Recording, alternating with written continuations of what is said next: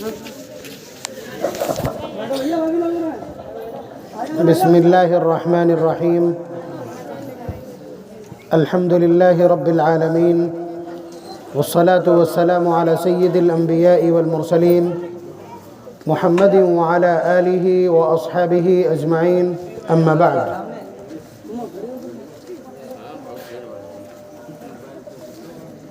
أعوذ بالله من الشيطان الرجيم. بسم الله الرحمن الرحيم. يا أيها الذين آمنوا توبوا إلى الله توبة نصوحا عسى ربكم أن يكفر عنكم سيئاتكم ويدخلكم جنات تجري من تحتها الأنهار. وقال النبي صلى الله عليه وسلم: لله أشد فرحا من توبة التائب من الظمآن البارد ومن العقيم الوالد ومن الضال الواجد. فمن تاب إلى الله توبة نصوحا أنسى الله حافظيه وجوارحه وبقاع الأرض كلها خطاياه وذنوبه، أو كما قال صلى الله عليه وسلم. وقال النبي صلى الله عليه وسلم: لا تنظروا في صغر الذنوب ولكن انظروا على من اجترأتم، أو كما قال عليه الصلاة والسلام. اللہ تبارک و تعالی نے حضرت آدم علیہ السلام کا پتلا بنایا. پتلا بنانے کے بعد اسے ایک مدت تک کے لیے چھوڑ دیا. پھر اس کے بعد اس میں روح ڈالی. روح ڈالنے کے بعد حضرت آدم علیہ السلام کو چھینک آئی، اور چھینکنے کے بعد انہوں نے الحمدللہ کہا. تو وہاں موجود تمام فرشتوں نے جواب میں یرحمک اللہ کہا. یہ ان کا پہلا عمل تھا. یہ ان کا پہلا عمل تھا.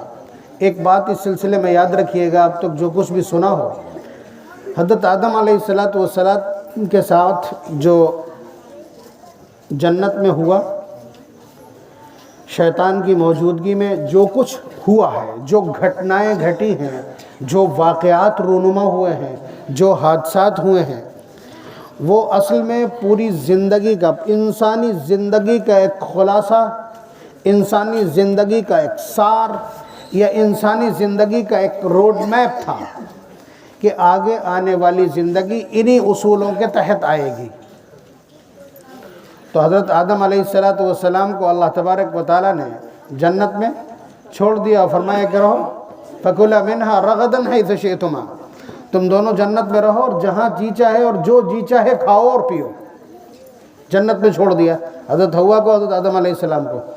ایک ہدایت کر دی کہ یہ جنت میں ایک مخصوص درخت ہے، اس درخت کے قریب مت جانا، اس کو مت چھونا، نہ اس میں سے کھانا تم. تو اندازہ کیجئے آپ کہ حضرت آدم علیہ السلام کو ایک درخت سے منع کر دیا، اور اس کے علاوہ جو کروڑوں درخت ہیں اور کروڑوں طرح کے جو پھل ہیں ان سب کی اجازت دے دی. بات سمجھ رہے ہیں؟ یعنی اس سے یہ طے ہو گیا کہ اللہ تبارک و تعالیٰ زندگی میں انسانوں کو بہت ساری چیزوں کی اجازت دیں گے، یعنی بہت ساری چیزوں کو حلال قرار دیں گے، اور کچھ چیزوں سے روک بھی دیں گے، کچھ چیزوں کو حرام قرار دیں گے. یہاں سے ہماری جانچ ہوگی کہ آپ اللہ تبارک و تعالیٰ کی کتنی بات مانتے ہیں. اللہ تبارک و تعالیٰ کو اپنا خیر خواہ مانتے ہیں کہ انہوں نے بری چیز سے ہی ہم کو روکا ہوگا اور اچھی چیز کا ہی ہم کو حکم دیا ہوگا. یہ طے ہو گیا یہاں سے. پھر اس کے بعد باری آئی شیطان کی. شیطان نے حضرت آدم علیہ السلام سے کہا، حضرت آدم علیہ السلام سے ڈائریکٹ تو نہیں کہا، یہ بھی نوٹ کیجئے گا. حضرت حوا سے جو ان کی بیوی ہیں ان سے کہا کہ یہی درخت تو اصل میں جنت کی چابی ہے. یہی والا جو درخت ہے یہی تو جنت کی چابی ہے. یعنی اس درخت سے پھل کھانے سے آپ لوگوں کو اس لیے منع کیا ہے، اگر اس کا پھل آپ کھا لو گے تو ہمیشہ ہمیشہ کے لیے جنتی ہو جاؤ گے، اس لیے منع کیا ہے. اور میں تمہارا بہت خیر خواہ ہوں، کسی کو بتانا نہیں، میں تمہارا دوست ہوں، میں تمہاری بھلائی چاہتا ہوں، تم ضرور اس میں سے کھا لینا. حوا کو، حضرت حوا کو بہکا رہا. یعنی جب کسی مرد کو بہکانا ہوگا، جب کسی گھر کو تباہ کرنا ہوگا تو کس کا سہارا لے گا شیطان؟ عورت کا سہارا لے گا. یہ وہیں بتلا دیا تھا. اللہ تبارک و تعالیٰ نے اسی ڈیمو میں بتلا دیا تھا جو وہاں پر بتلا رہے تھے کہ آگے تمہاری زندگی کس طرح چلے گی۔ چنانچہ شیطان نے وَقَاسَمَهُمَا إِنِّي لَكُمَا لَمِنَ النَّاصِحِينَ، قسمیں کھائی۔ تمہیں معلوم ہے کہ قسم کھانے والا نمبر 1 کا جھوٹا ہوتا ہے۔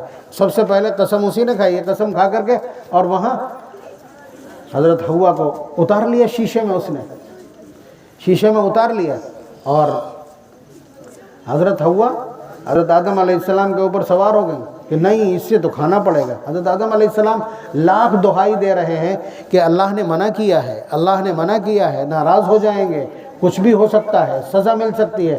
نہیں نہیں نہیں نہیں، یہی ہوتا ہے نا، عورت کسی گناہ پر ضد کر لے، مرد اس کو لاکھ حوالے دے کہ یہ شرک ہے، اللہ تبارک و تعالیٰ کی ذات کے ساتھ شرک، یہ ناقابل معافی ہے، یہ جرم ہے، وہی دیکھ لی، یہ بدتمیزی ہوتی ہے نا۔ عورت نہیں ماننا، یہ اسی دن سے چلا، وہیں سے یہ سب بتلا دیا تھا کہ کہاں کہاں تم دھوکہ کھاؤ گے، زندگی کے بریکر کہاں کہاں ہیں۔ تو حضرت حوا نے حضرت آدم علیہ السلام کے اوپر چڑھائی بنائی، اور اتنی بنائی کہ مجبوراً پھل کھا لیا۔ جیسے ہی پھل کھایا، جو لباس تھا جنت کا سارا کھٹ سے آٹومیٹک اتر گیا، آٹومیٹک اتر گیا سارا کا سارا۔ کیسا تھا لباس بتائیں؟ جنت کا لباس کیسا تھا؟ یہ ناخن، یہ اس کی مثال چھوڑ دی اللہ تعالیٰ نے، اس کی پہچان چھوڑ دی ہے، تاکہ تم دیکھنا چاہو کہ جنت کا لباس کیسا تھا۔ یہ ناخن جیسا، اوپر سے ایک دم اس طرح سے کاٹڈ تھی آپ کی باڈی پوری، اور فلیکسیبل تھا، مڑ سکتے تھے، اتنا خوبصورت لباس تھا۔ ترنت اتر گیا۔ فَطَفِقَا يَخْصِفَانِ عَلَيْهِمَا مِن وَرَقِ الْجَنَّةِ، تو ترنت ادھر ادھر سے پیڑوں کے پتے توڑ کر کے اپنے چپکانا شروع کر دیے۔ انہیں بتایا نہیں کسی نے کہ شرم اور حیا کیا ہوتی ہے، یہ بھی اللہ تعالیٰ نے وہیں بتلا دیا کہ شرم اور حیا یہ تمہاری فطرت کا حصہ ہے، کہ تم ننگے ہونا پسند نہیں کرو گے۔ لیکن بہادر پور کے نوجوان نیکر پہن کے ماؤں اور بہنوں کے سامنے گھومتے ہیں، نیکر پہن کر گلیوں میں گھومتے ہیں، نیکر پہن کے اسی طرح سے نلوں کے اوپر نہاتے ہیں۔ شرم مر گئی، حیا مر گئی، یہ فطرت کا حصہ تھی، پہلے دن بتلا دیا گیا تھا۔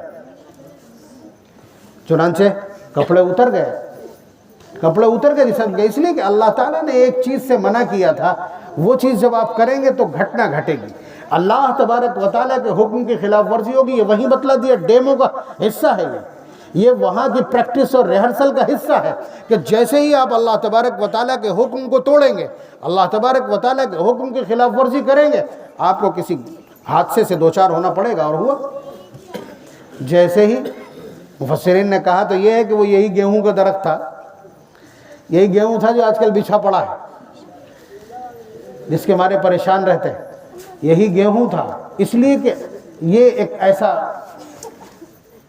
غذائی مواد ہے، ایک ایسا درخت ہے جس سے نکلنے والا پھل انسان کے اندر بہیمیت پیدا کرتا ہے، بھاری پن پیدا کرتا ہے، اور پھر اس کے بعد غلاظت تیار ہوتی ہے، تعفن پیدا ہوتا ہے، پاخانہ بنتا ہے۔ جنت میں اس کے لیے کوئی گنجائش نہیں ہے۔ ہم لوگ بھی جب جنت میں پہنچیں گے تو جتنا جی چاہے کھا لیجئے، جو جی چاہے کھا لیجئے، صرف ایک ڈکار آئے گی اور ختم ہو جائے گا سب کچھ، وہاں لیٹرین نہیں ہے۔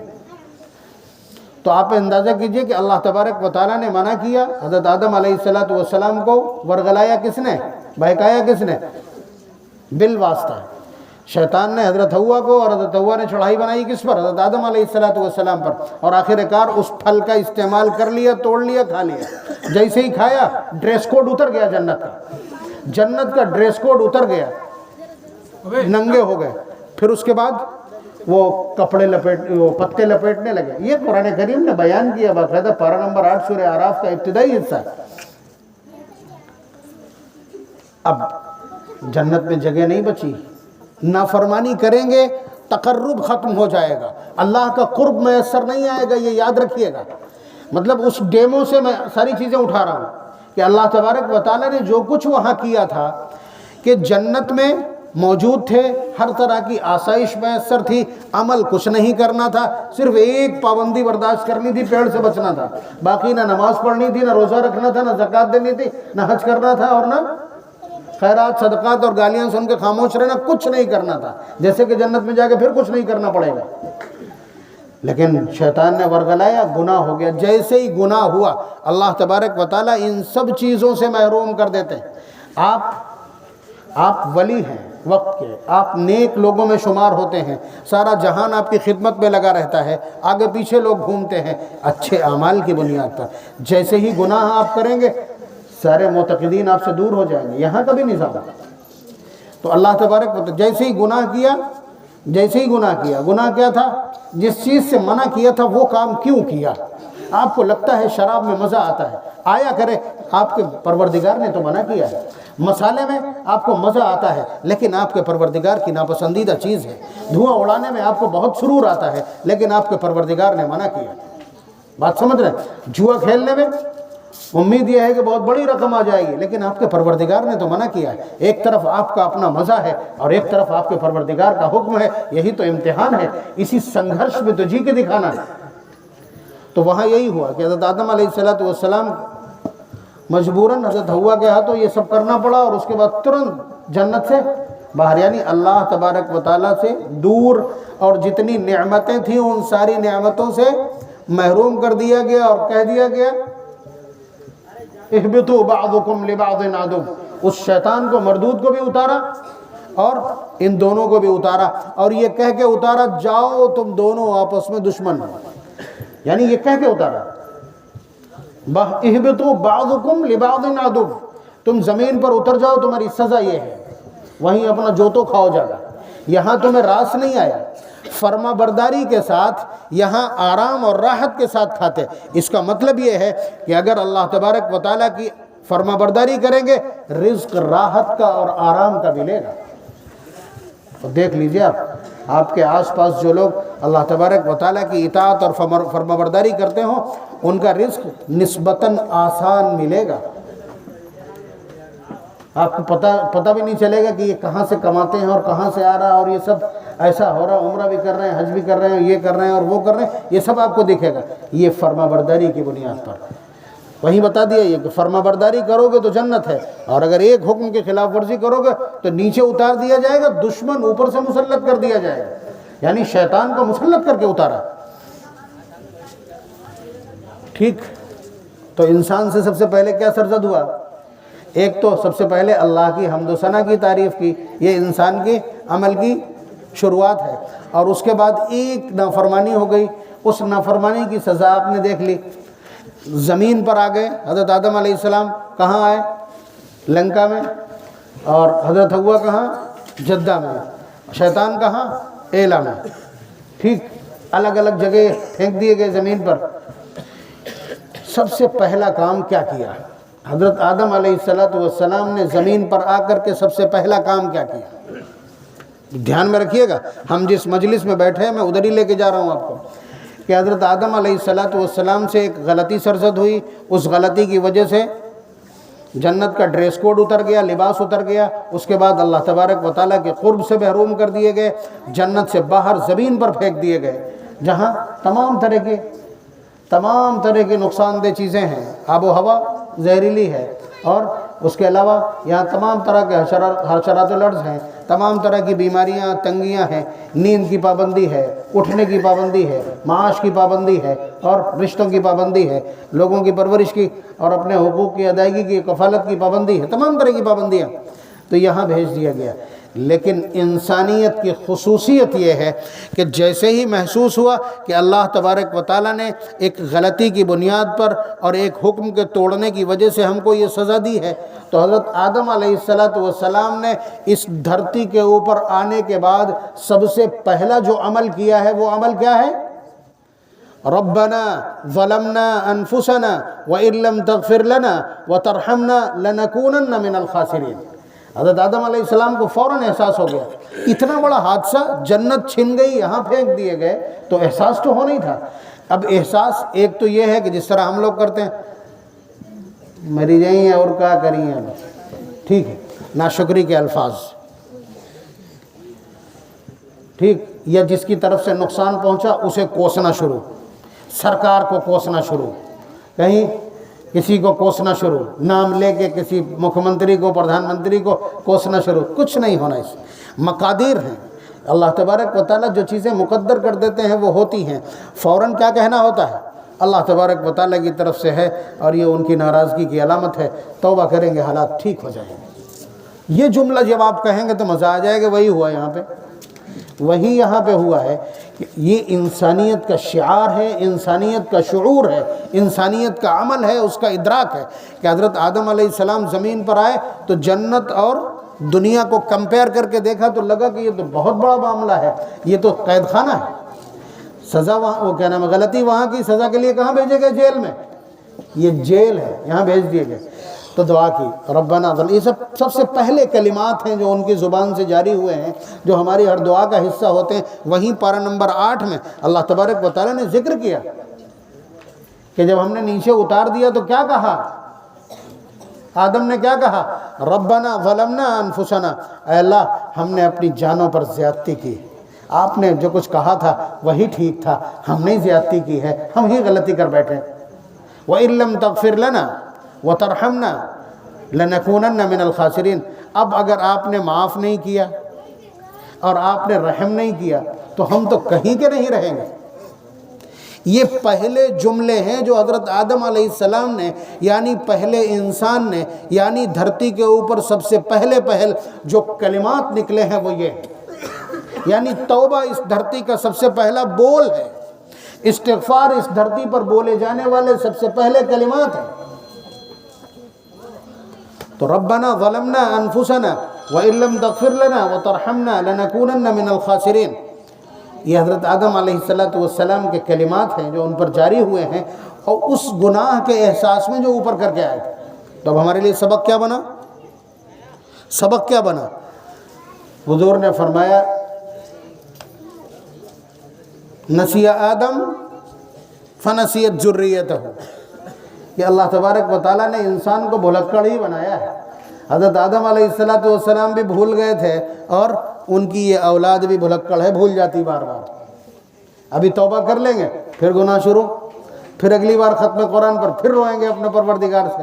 لیکن یہ سرکولیشن جو ہے نا، یہ جو ٹرن اوور ہے، یہی زندگی ہے، یہی عبدیت ہے، یہی بندگی ہے۔ اللہ تعالیٰ کو یہی پسند ہے۔ غلطی ہو توبہ کرو، اس لیے کہ جب توبہ کرو گے تو یہ احساس ہوگا کہ تمہیں گناہوں کا بھی پتہ ہے اور تمہیں یہ بھی معلوم ہے کہ تم نے کسی کی شان میں غلطی کی ہے، یعنی اللہ تبارک و تعالیٰ کی عظمت دل میں موجود ہے، تبھی تو معافی مانگے گا۔ اللہ کو جب بڑا سمجھے گا تبھی تو معافی مانگے گا، اور یہی تو عبدیت ہے، یہی غلامی اور یہی بندگی۔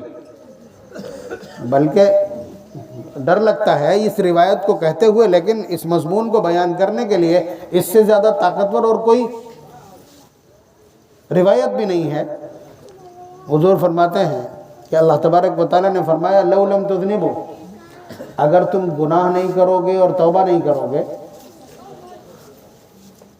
اگر تم گناہ اور توبہ نہیں کرو گے، لجاء اللہ بخلق آخر، اللہ تبارک و تعالیٰ تمہیں مٹا دیں گے۔ سن رہے ہیں؟ اگر تم گناہ نہیں کرو گے تو اللہ تبارک و تعالیٰ تم کو مٹا دیں گے، پھر دوسری مخلوق کو پیدا کریں گے۔ یستغفرون اللہ فیغفر لہم، وہ اللہ تبارک و تعالیٰ سے توبہ کریں گے، اللہ تبارک و تعالیٰ ان کو معاف کریں گے۔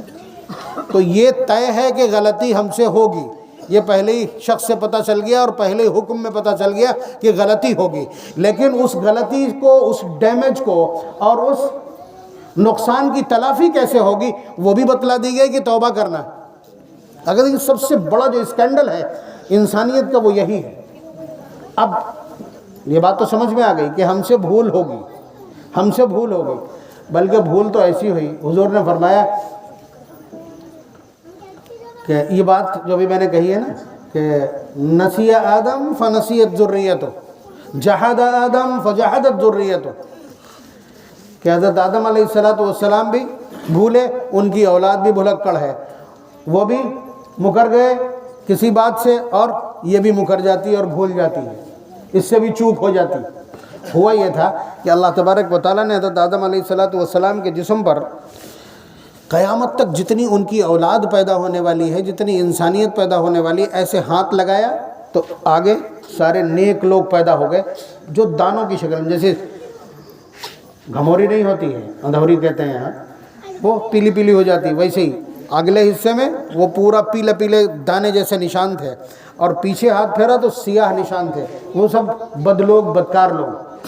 تو حضرت آدم علیہ السلام سے کہا اللہ تعالیٰ نے کہ دیکھو یہ تمہاری ذریت، یہ تمہاری اولاد ہے، یہ تمہاری اولاد ہے۔ تو اس میں سے ایک دانہ بڑا خوبصورت چمک رہا تھا، موتی جیسا۔ تو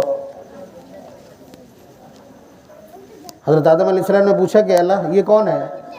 تو اللہ تعالیٰ نے فرمایا کہ یہ تمہارا بیٹا داؤد ہے۔ حضرت داؤد علیہ السلام پیغمبر ہیں جن کا گلا بہت خوبصورت ہے۔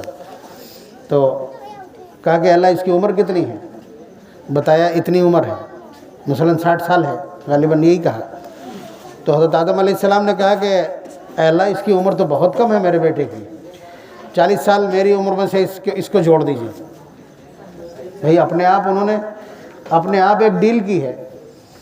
پھر جب حضرت آدم علیہ السلام کی عمر 1000 سال رہی، جب 960 سال ہو گئے، بھیجا فرشتے کو، بھیجا روح قبض کرنے کے لیے۔ تو جب انہوں نے آ کے کہا کہ ہم روح قبض کرنے آئے، تو کہنے لگے ابھی تو میری 40 سال باقی ہے عمر۔ فرشتے نے جا کے اللہ تعالیٰ سے کہا، اللہ تعالیٰ نے واپس بھیجا، کہا کہ تم نے 40 سال اپنی عمر میں سے اپنے فلاں بیٹے کو دے دیے۔ جب دوبارہ سے فرشتہ آیا تو کہنے لگے کسی کو نہیں دیے یہ میں نے، چلے جاؤ یہاں سے، چلے جاؤ یہاں سے۔ بلکہ غالباً یہیں پہ بعض روایت تو یہ ہے کہ تماچا اور مار دیا۔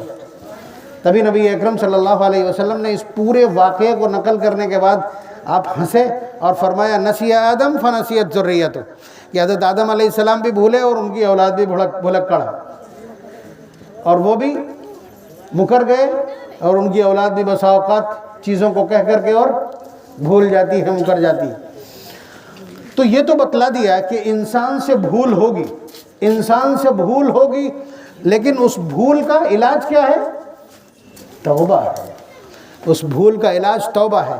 پچھلی بار بھی یہیں پر دعا کی تھی کہ اللہ گناہوں سے بچنے کی کوشش کریں گے، لیکن اس کے باوجود گناہ ہوئے، تو اس کا علاج تھا توبہ، اسی وقت توبہ کی جاتی۔ اس دن کا انتظار کرنا غلطی ہے۔ جیسے ہی غلطی ہو فوراً اللہ تبارک و تعالیٰ کی بارگاہ میں توبہ، مسجد میسر ہو یا نہ ہو، گنگا کا کنارہ ہو، ریتی کی بھاگا کے اوپر آپ ہوں، یا آپ بالو پر کہیں ہوں، یا کھیت میں کہیں بھی ہوں، فوراً اللہ تبارک و تعالیٰ سے توبہ کہ بارے الہ یہ مجھ سے غلطی ہوئی، مجھے معاف کر دیجیے، اور آئندہ بچنے کی آپ توفیق بھی عنایت کیجیے، اور میں بھی کوشش کروں گا۔ That's final. یہ طریقہ ہے، یہ طریقہ ہے۔ نبی اکرم صلی اللہ علیہ وسلم نے فرمایا کہ تم سے گناہ ہو جائے توبہ کرو، وَإِنْ عَادَ فِي الْيَوْمِ 70 مَرَّةً، اگرچہ یہ کام دن بھر میں 70 مرتبہ ہو جائے۔ توبہ کی، پھر غلطی ہو گئی، پھر توبہ کر لی، پھر غلطی ہوئی، پھر توبہ کر لی۔ یہ انسانی فطرت کا حصہ ہے، ایسا ہوگا۔ کوئی یہ کہہ کر کے بدتمیزی نہ کرے یار ہم کا توبہ کری، ہمیں کل پھر یہی کرنا ہے، یہ کہہ کر کے آپ بدتمیزی نہیں کر سکتے، یا یہ کہہ کر کے بھی بدتمیزی نہیں کر سکتے اللہ میاں تو معافی کر دیں، یہ کہہ کر بھی بدتمیزی نہیں کر سکتے۔ کیا کوئی آدمی ڈاکٹر ہے یا آرتھوپیڈک سرجن ہے، اس کے یہاں پلاسٹر کا سارا سامان رکھا ہے، تو کیا اپنی ہڈی توڑ لے گا وہ؟ آپ بتائیے کہ اللہ تبارک و تعالیٰ اگر کسی غلطی کو معاف کر دیں گے تو وہ غلطی ہم کر رہے ہیں۔ اگر آپ کے پاس علاج موجود ہے کسی چیز کا، آپ کے پاس ٹانکے لگانے کے لیے سوئی اور نشتر سارا سسٹم موجود ہے، پٹی موجود ہے، دھاگا موجود ہے آپ کے پاس، تو اس کا مطلب یہ ہے کہ آپ بلیٹ ماریں گے ہاتھ پہ؟ یہ تو عقل مندی نہیں ہے نا۔ تو گناہ اگر غلطی سے ہو جاتا ہے تو اس کے لیے توبہ ہے۔ گناہ کیوں ہو آپ بتائیے؟ نبی اکرم صلی اللہ علیہ وسلم کا ایک ارشاد جو میں نے ابھی نقل کیا، حضور نے فرمایا لَتَنْظُرُ فِي صِغَرِ الذُّنُوبِ، کہ ہنسنے کے لیے کسی سے جھوٹ بول دیا، صاحب جھوٹ بول دیا، آپ کہیں ہم نے تو ایسے ہی کہہ دی تھی، آپ یہ کہہ دیں کہ ہم نے تو ایسے ہی کہہ دی تھی، ٹھیک ہے، لیکن یہ تو دیکھو کہ اللہ نے تو جھوٹ بولنے کو حرام قرار دیا ہے، اس کے حبیب نے تو حرام قرار دیا ہے، تم مزے کے لیے جھوٹ بول رہے ہو۔ تو اللہ حضور فرما رہے ہیں لَتَنْظُرُ فِي صِغَرِ الذُّنُوبِ، کہ تم گناہ کے چھوٹے ہونے کی طرف دھیان مت دو، لیکن دیکھو یہ وَلَكِنْ انظُرُوا عَلَىٰ مَنِ اشْتَرَىٰ، یہ دیکھو کہ تم نے کس کے خلاف یہ جرأت کی ہے۔ آپ بتائیے، آپ چوکی میں کھڑے ہوں یا کوتوالی میں کھڑے ہوں اور پولیس والا یہ کہہ دے کہ فون سوئچ آف کر لو، فون سوئچ آف کر لو. کیا آپ کی اتنی ہمت ہے کہ آپ اس کو آن رکھیں اور اس کے بعد اس پر کال آ جائے اور اس کے بعد آپ کی رنگ بج جائے؟ یا اگر کورٹ کا یہ پروٹوکول ہے کہ کوئی بھی وکیل اپنے موبائل کو آن کر کے نہیں آئے گا، کیا کسی وکیل کی اتنی ہمت ہے کہ وہ اپنا موبائل آن کر کے چلا جائے؟ آپ مجھے یہ بتلائیے. جبکہ بیٹھا ہوا جج وہ بھی اسی وکیل جیسا ہے، ہو سکتا ہے اس سے بھی کم قابل ہو، یا اس سے کم عمر ہو، یا زیادہ عمر کا ہو، لیکن چیزوں کا احترام کیا جاتا ہے. ادھر پروردگار کہیں کہ یہ چیز غلط ہے اور پھر وہی ہم کر بیٹھے کہ اللہ تعالیٰ کے خلاف ہمارے پاس جرأت اور ہمت ہے. معاذ اللہ ثم معاذ اللہ. تو حضور یہ مزاج بتلا رہے ہیں گناہوں سے بچنے کا، گناہوں سے بچنے کا ایک طریقہ بتلا رہے ہیں کہ تم یہ نہ دیکھو کہ یہ تو گناہ چھوٹا ہے، کہ ہم نے گھٹنے کھول لیے، نیکر پہن کے نہا لیے، ذرا سی دیر نہا رہے، لیکن یہ تو دیکھو کہ اللہ تبارک و تعالیٰ نے اس حصے کو بند کرنا فرض قرار دیا ہے، اس کا کھولنا حرام قرار دیا ہے. اللہ کے رسول نے اس حصے کو کھولنا حرام قرار دیا ہے، اس کو دیکھنا حرام قرار دیا ہے، اس کو بند کرنا فرض قرار دیا ہے. آپ کے لیے نیک دیر ہے، لیکن اللہ اور اس کے رسول کا احترام پیروں تلے روند گیا، اس کا دھیان آپ کو نہیں. تو گناہوں سے بچنے کے لیے جو طریقہ مینشن کیا جاتا ہے، جو ذہن بنایا جاتا ہے، جو فکر تیار کی جاتی ہے، اس کی بنیاد یہ ہے.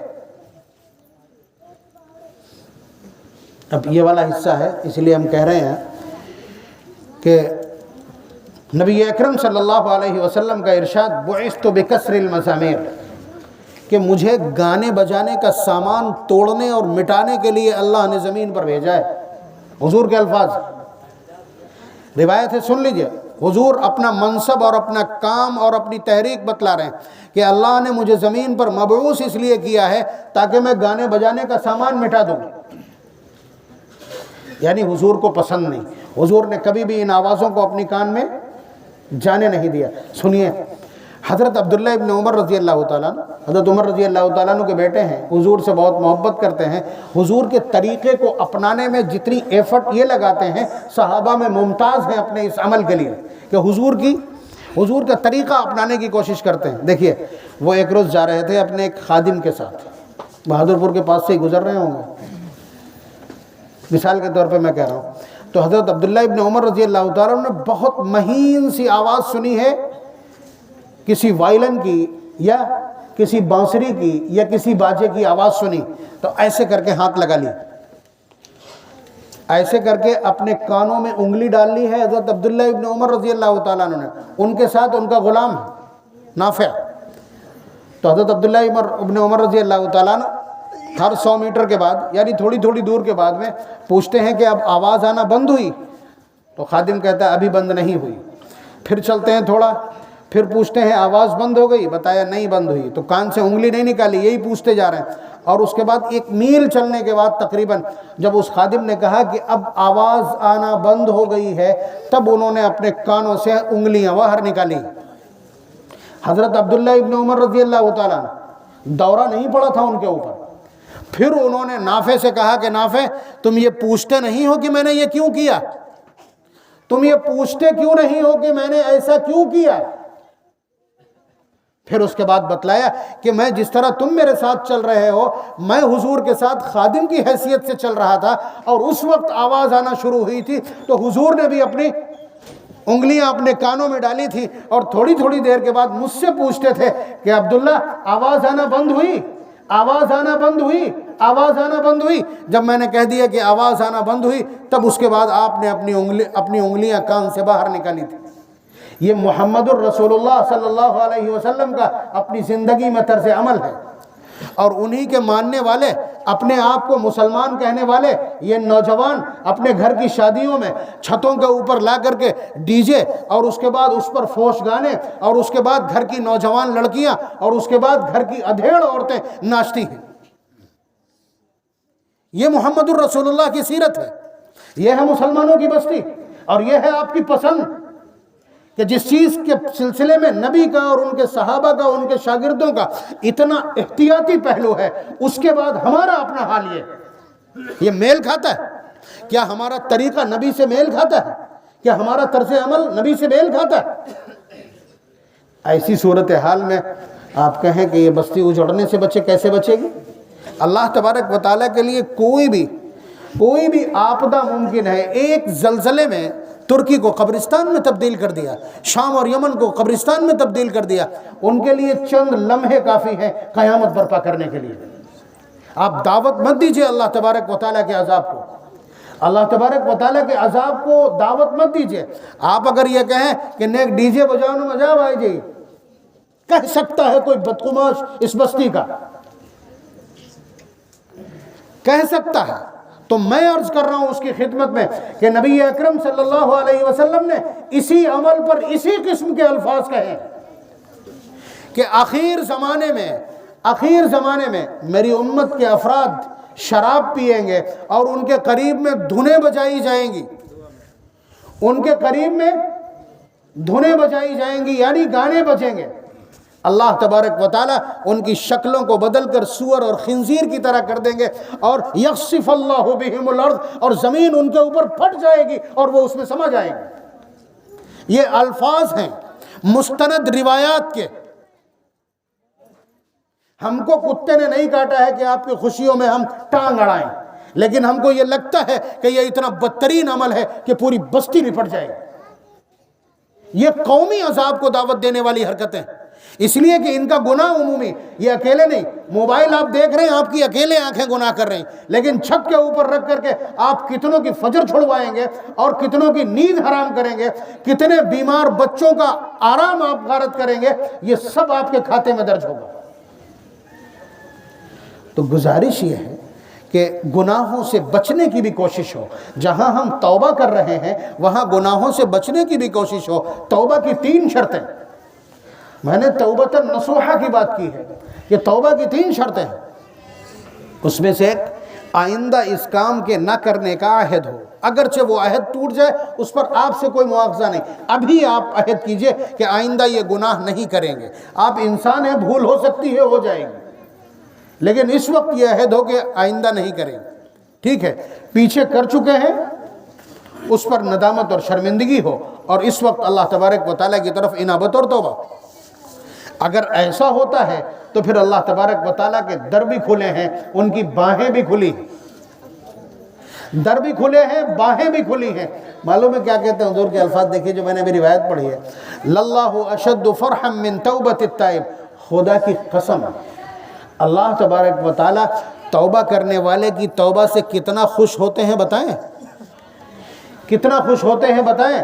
من الظمآن الوارد، جو آدمی کسی جنگل میں پھنس گیا ہو اور میلوں اس کو پانی نہ دکھ رہا ہو، اسے یہ لگتا ہو کہ یقیناً مر جائے گا، پھر اچانک اسے پانی دکھائی پڑ جائے، اچانک اسے کوئی تالاب یا کنواں دکھائی پڑ جائے، جتنی خوشی اس شخص کو ہوتی ہے اس سے زیادہ اللہ تبارک و تعالیٰ کو خوشی ہوتی ہے۔ آپ دیکھیے الفاظ ڈھونڈ کے لائے ہیں حضور الفاظ ڈھونڈ کے لائے ہیں کہ پیاسے مر رہے شخص کو پانی مل جائے، جتنی خوشی اسے ہوتی ہے اتنی خوشی اللہ تبارک و تعالیٰ کو اس شخص سے ہوتی ہے جو اپنے گناہ پر شرمندہ ہو کر کے توبہ کرتا ہے۔ ایک مثال دی، دوسری مثال دی، وَمِنَ الْعَقِيمِ الْوَالِدِ، شادی ہوئی، 1 2 4 6 10 20 سال گزر گئے، اولاد نہیں ہوئی، حضرت زکریا علیہ السلام کی طرح بوڑھے ہو گئے، بال سفید ہو گئے، اولاد نہیں ہوئی، پھر اچانک اس کے یہاں اولاد کی خوشخبری آتی ہے اور پھر اولاد ہو جاتی ہے، اس کا گھر آباد ہو جاتا ہے۔ تو جتنی خوشی اس بانجھ ہو جانے والے جوڑے کو اولاد پا کے ہوتی ہے، اس سے زیادہ خوشی اللہ تبارک و تعالیٰ کو توبہ کرنے والے بندے کی توبہ سے ہوتی ہے۔ 2 مثالیں ہوں گے۔ تیسری مثال دی ہے وَمِنَ الضَّالِّ الْوَاجِدِ، کوئی آدمی کبھی ادھر جا رہا تھا، کبھی ادھر جا رہا تھا، کبھی ادھر جا رہا تھا، راستہ نہیں مل رہا اس کو، مدت ہو گئی، اسے میلوں کو ادھر سے ادھر چکر کاٹتا رہا۔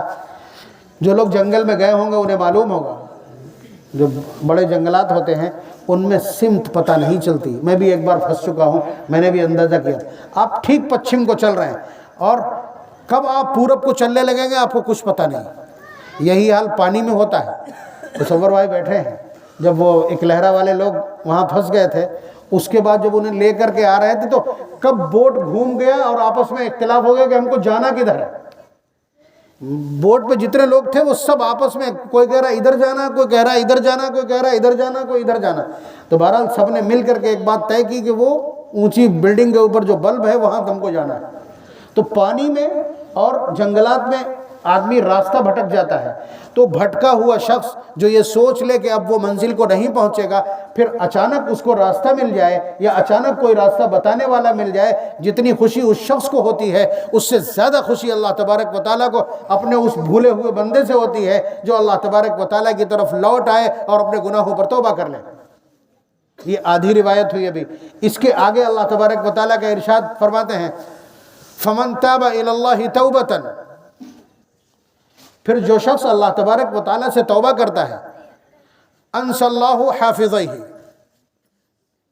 یہ یہاں بیٹھے ہمارے دو فرشتے اللہ نے بٹھا رکھے ہیں جو ہمارے اعمال لکھتے ہیں، ہمارے اعمال لکھتے ہیں، پورا دفتر ان کے پاس ہے، پورا ڈاٹا سیو ہے ان کے پاس، اور میدان محشر میں اللہ تبارک و تعالیٰ وہی پورا کا پورا پین ڈرائیو ہمارے حوالے کر دیں گے اور سامنے کر دیں گے مانیٹر، سامنے ڈسپلے ہے اور یہ رہا آپ کا پین ڈرائیو، لگائیے اور اس کے بعد دیکھیے کہ آپ نے کیا کیا تھا گنگا کے کنارے، آپ نے کیا کیا تھا فلاں دن، آپ نے کیا کیا تھا فلاں دن فلاں بج کے فلاں منٹ پہ، پورا ڈاٹا آپ کے سامنے ہوگا اور اللہ تعالیٰ کہیں گے اقرأ کتابک کفیٰ بنفسک اليوم علیک حسیبا، سنا اپنا، پڑھ کے سنا کس وقت کیا کیا تھا تو نے۔ پارہ نمبر 15 سورہ بنی اسرائیل کی آیت جو اس پورے منظر کو بیان کرتی کہ اللہ تعالیٰ اسے پھینکیں گے، سب کا پین ڈرائیو اور سب کا ڈاٹا پھینکیں گے، سب کا رجسٹر پھینکیں گے، وہ آٹومیٹک آ کر کے گردن میں لٹک جائے گا۔ وَكُلَّ إِنسَانٍ أَلْزَمْنَاهُ طَائِرَهُ فِي عُنُقِهِ، کہ ہم اس کی گردن میں اس کا پروانہ لٹکا دیں گے۔ اللہ تعالیٰ کا نظام۔ تو انہوں نے لکھ لیا کہ گالی بکی تھی، اللہ دین نے گالی بکی تھی مسلمان، یا اللہ دین نے توبہ کی ایک مجلس منعقد کی تھی، اللہ دین نے اپنے گھر میں قرآن کریم کا دور مکمل کرایا تھا، یہ سب وہاں لکھا ہوا ہے۔ اب گالی انہوں نے دی تھی، ابھی توبہ کر لیں گے یہ، اور یہاں تو لکھا ہی ہے۔ تو اللہ تبارک و تعالیٰ وہیں سے، آج کل تو مٹانے کے بہت سارے سسٹم ہیں، آپ کبھی میسج کر دیا یہیں بیٹھے بیٹھے ہم ڈیلیٹ کر دیتے ہیں۔ اب تو سمجھ میں آ گیا نا، یہ ویسے سمجھ میں نہیں آتا، اب سمجھ میں آ گیا کہ یہاں بیٹھے بیٹھے آپ امریکہ بھیجے ہوئے اپنے میسج کو یہیں سے ڈیلیٹ کر دیں گے۔ وہاں لکھ کے آتا نا ڈیلیٹ فرام می یا ڈیلیٹ فرام ایوری ون، ہر ایک سے ڈیلیٹ کرنا چاہتے ہیں یا اپنے سے، جس آپ آپشنز پہ کلک کر دیں گے وہی ہو جائے گا۔ اللہ تبارک و تعالیٰ وہیں سے بیٹھے بیٹھے ان کے رجسٹر سے وہ حصہ ڈیلیٹ کر دیتے ہیں۔ انس اللہ حافظیہ، ان حفاظت کرنے والے، ان لکھنے والوں کی میموری سے اللہ تبارک و تعالیٰ اس کو محو کر دیتے ہیں، مٹا دیتے ہیں، اریز کر دیتے ہیں۔ وجوارحہ، ایک گواہی اور ہے اللہ تبارک و تعالیٰ کل میدان محشر میں جب آدمی زیادہ 3-5 کرے گا نا، ہوشیار بننے کی کوشش کرے گا، ایک آدھ سے حساب ہوگا، وہ ہوشیاری دکھائے گا کہ اللہ میں ہم نے کچھ نہیں کیا، بالکل نہیں، ہم نے کیے ہی نہیں، جھوٹ بول رہے ہیں یہ لوگ، اس طرح کی حرکتیں کرے گا تو منہ پہ لگا دیں گے مہر، ٹیپ چپکا دیں گے، تو ان کا حکم ٹیپ ہے۔ سورہ یاسین پارہ نمبر 23 میں اللہ تعالیٰ نے اس پورے منظر کو بیان کیا، یہ کوئی افسانہ نہیں۔ یوم نختم علی افواہہم، ہم منہوں پر مہر لگا دیں گے، وتکلمنا ایدیہم، ہاتھ بولنے لگیں گے، وتشہد ارجلہم، پیر گواہی دینے لگیں گے، بما کانوا یکسبون، جو کیا تھا۔ یہ وقالوا لجلودہم لما شہدتم علینا، یہ کھال بولے گی۔ تو آپ دیکھیے کہ اگر ہم نے توبہ کر لی تو اسے تو یاد ہے، تو اللہ تعالیٰ فرما رہے ہیں وجوارحہ، کہ تمہارے اعضاء سے بھی ہم بھلا دیں گے، یہ بھی بھول جائیں گے، نہیں دے پائیں گے گواہی، وہیں سے بیٹھے بیٹھے یہ والے میسج ڈیلیٹ کر دیں گے جن جرائم سے آپ توبہ کرتے ہیں۔ وبقاع الارض، زمین گواہی دے گی، اللہ تعالیٰ کہیں گے اذا زلزلت الارض زلزالها واخرجت الارض اثقالها وقال الانسان ما لها يومئذ تحدث اخبارها، یہ زمین خبر دے گی، یہاں کھڑے ہو کے اس نے بدماشی کی تھی، یہاں کھڑے ہو کر کے اس نے ایک رکعت میں پورا پارہ سنا تھا، یہ زمین بولے گی۔ تو اللہ تبارک و تعالی حضور فرما رہے ہیں وبقاع الارض، زمین کے ان حصوں کو بھی اللہ تبارک و تعالی بھلا دیں گے، وہ گناہ جن گناہوں پر بندوں نے توبہ کر لی۔ آپ دیکھ رہے ہیں یہ روایت ہے جس میں نبی اکرم صلی اللہ علیہ وسلم نے پریشان شخص کے خوش ہو جانے والے کی مثال پیش کی ہے، اور اس کے بعد بتلایا ہے کہ اللہ تبارک و تعالیٰ ان ساری گواہیوں کو، ان سارے ایویڈنسز کو، ان سارے فیکٹس کو، ان ساری گواہیوں کو مٹا دیتے ہیں۔ یہ اللہ تبارک و تعالیٰ کا عمل ہے۔ اسی طرح سے جو بندہ اپنے گناہ پر شرمندہ ہوتا ہے، آئندہ نہ کرنے کا عہد کرتا ہے، اور پھر اللہ تبارک و تعالیٰ کی طرف متوجہ ہو کر شرمندگی کے ساتھ توبہ کرتا ہے، عہد و پیمان کرتا ہے، تو اللہ تبارک و تعالیٰ اس بندے سے کتنا خوش ہوتے ہیں معلوم ہے؟ جیسے اللہ دین کو خوشی ہے کہ آج ہمارے یہاں ختم قرآن ہے تو یہ بلب لگا، یہ مائک رکھا، ادھر بلب لگا، ایسے ہی اللہ تبارک و تعالیٰ کے یہاں یہ خوشی کا مومنٹ ہوتا ہے، یہ خوشی کا معاملہ ہوتا ہے، تو اللہ تبارک و تعالیٰ ایک فرشتے سے کہتے ہیں چراغاں کر دے چاروں طرف، روشنیاں لگا دے، تو دوسرے فرشتے پوچھتے ہیں کیا بات ہے بھیا، آج کیا ہے؟ جیسے ہم لوگ پوچھیں کیا ہے بھائی، ولیمہ ہے کسی کا کیا ہے؟ تو ایسے فرشتے چھیڑخانی کرتے ہیں دوسرے سے کہ کیا ہے بھائی، کیسی روشنی؟ تو معلوم ہے جواب کیا آتا ہے؟ اصطلح العبد علی مولا، ایک بندے نے، ایک بھٹکے ہوئے بندے نے اپنے مولا سے صلح کر لی۔ یعنی یہ الفاظ ہے روایت کے، حضور ارشاد فرمانا بھائی اللہ تبارک و تعالیٰ کے لیے کیا مشکل ہے کہ ہم گناہ کر رہے ہیں، ہمارے اوپر پٹیلا پھیر دیا، بہادر پور کی بھاشا میں ہمیں مٹا دیا، دوسرے پیدا کر دیے، کتنی دیر لگتی ہے ان کو؟ انہیں کیا ضرورت ہے ہمارے سجدوں کی، ہمارے رکوع کی، ہمارے قیام کی، ہماری تلاوت کی، ہماری تسبیح و تقدیس کی، ہماری عبادات کی کیا ضرورت ہے ان کو؟ نہیں ہے ضرورت، لیکن اس کے باوجود اللہ تبارک و تعالیٰ بہت کریم ہے اپنے بندوں پر، بہت کریم ہے اپنے بندوں پر۔ ایک بندہ جس کی وہ باٹ جو رہے ہیں، جس کا انتظار کر رہے ہیں کہ یہ گناہ کر رہا، اب پلٹ جائے، اب پلٹ جائے، اب پلٹ جائے، اب پلٹ جائے، جیسے ہی پلٹتا ہے فرماتے ہیں اصطلح العبد علی مولا، اس بندے نے اپنے پروردگار سے صلح کر لی۔ تو اللہ تبارک و تعالیٰ بندوں کی توبہ کا انتظار کرتے ہیں، کب میرا بندہ مجھے پکارے، کب میرا بندہ مجھے پکارے، کب اسے احساس ہو کہ وہ غلطی کر رہا ہے، اور پھر وہ اپنی بے نیازی بھی نہیں دکھلاتے، اس بندے کے ساتھ رحم کا معاملہ کرتے ہیں۔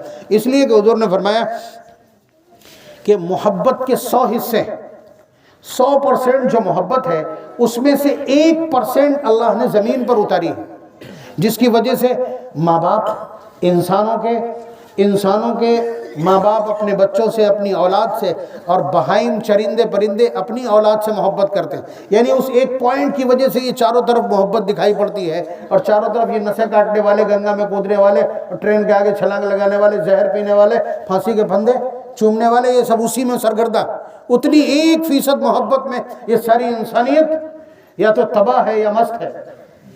99 حصے اللہ نے اپنے پاس رکھے ہیں، اور وہ محبت صرف اپنے اور بندوں کے بیچ میں استعمال کرتے ہیں۔ آپ سمجھ رہے ہیں؟ احساس نہیں کر پا رہے ہیں آپ اس جملے کا کہ 99 حصے محبت کے اللہ تعالیٰ کے پاس ہیں، اور اس پوری محبت کا استعمال وہ اپنے اور بندوں کے بیچ کرتے ہیں۔ ورنہ بتائیے کون معاف کر دے گا؟ کون اس طرح معاف کر دے گا؟ ابھی ہم آگے 1-2 واقعات آپ کی خدمت میں ذکر کریں گے، تب اندازہ ہوگا آپ کو کہ اللہ تبارک و تعالیٰ کے معاف کرنے کا یہ جو عمل ہے یہ بہت عالی ہے۔ تو اللہ تبارک و تعالیٰ اپنے بندوں کے ساتھ رحیم ہے، بہت رحیم ہے۔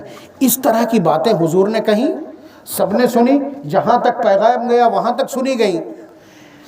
حضور ایک مرتبہ ایک سفر میں تھے، جا کر کے ایک جگہ پڑاؤ ڈالا، تو وہاں ایک عورت تندور پہ روٹیاں لگا رہی تھی، اس کا چھوٹا سا بچہ اس کے پاس تھا، وہ جیسے ہی آگ کے قریب پہنچتا وہ اسے کھینچ کے پیچھے کر دیتے۔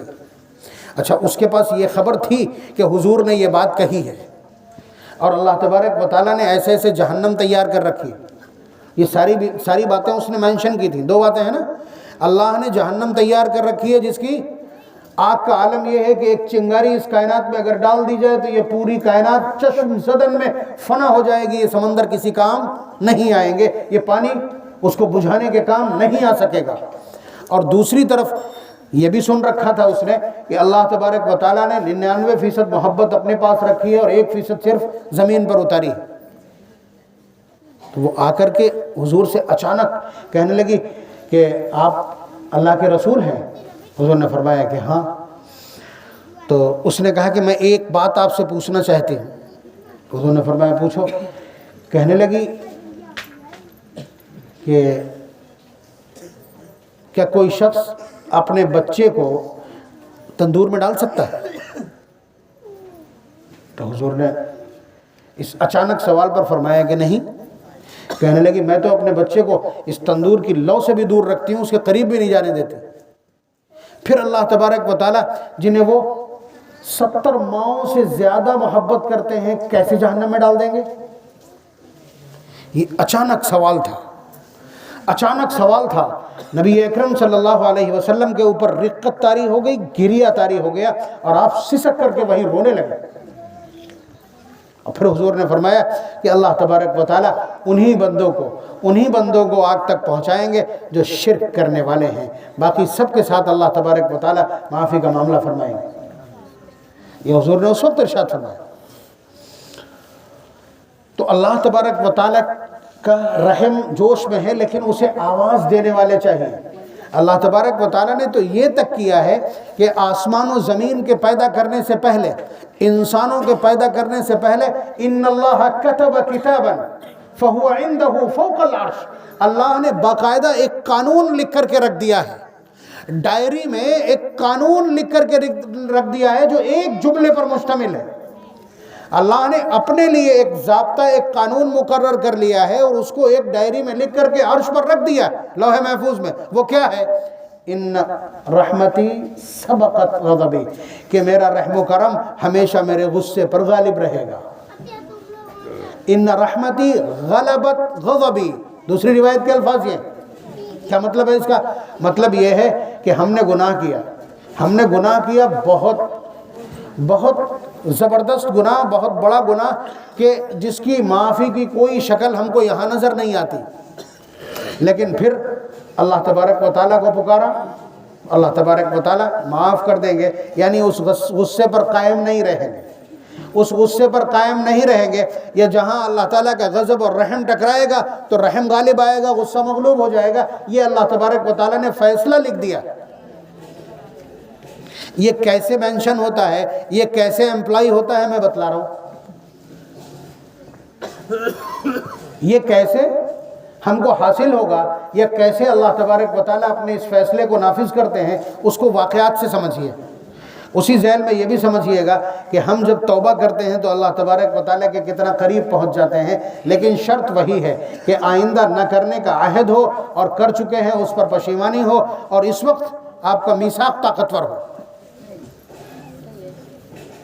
مثال کے طور پر ایک آدمی جس نے پوری زندگی گناہ کیے، گناہ کرتا رہا، وہ اتنے گناہ کیے کہ اس نے پیچھے مڑ کے جب دیکھا تو اسے لگا کہ میں معاف نہیں کیا جاؤں گا، کچھ بھی ہو جائے۔ جیسے بہت سارے اس طرح کے لوگ آپ کو بستی میں مل جائیں گے کہ جنہیں آپ نے کبھی جمعے میں اور عید میں نہیں دیکھا، اور مسلسل اس طرح کی حرکتیں کرتے ہیں، جس سے اندازہ ہوتا ہے کہ یہ مسلمان نہیں ہے۔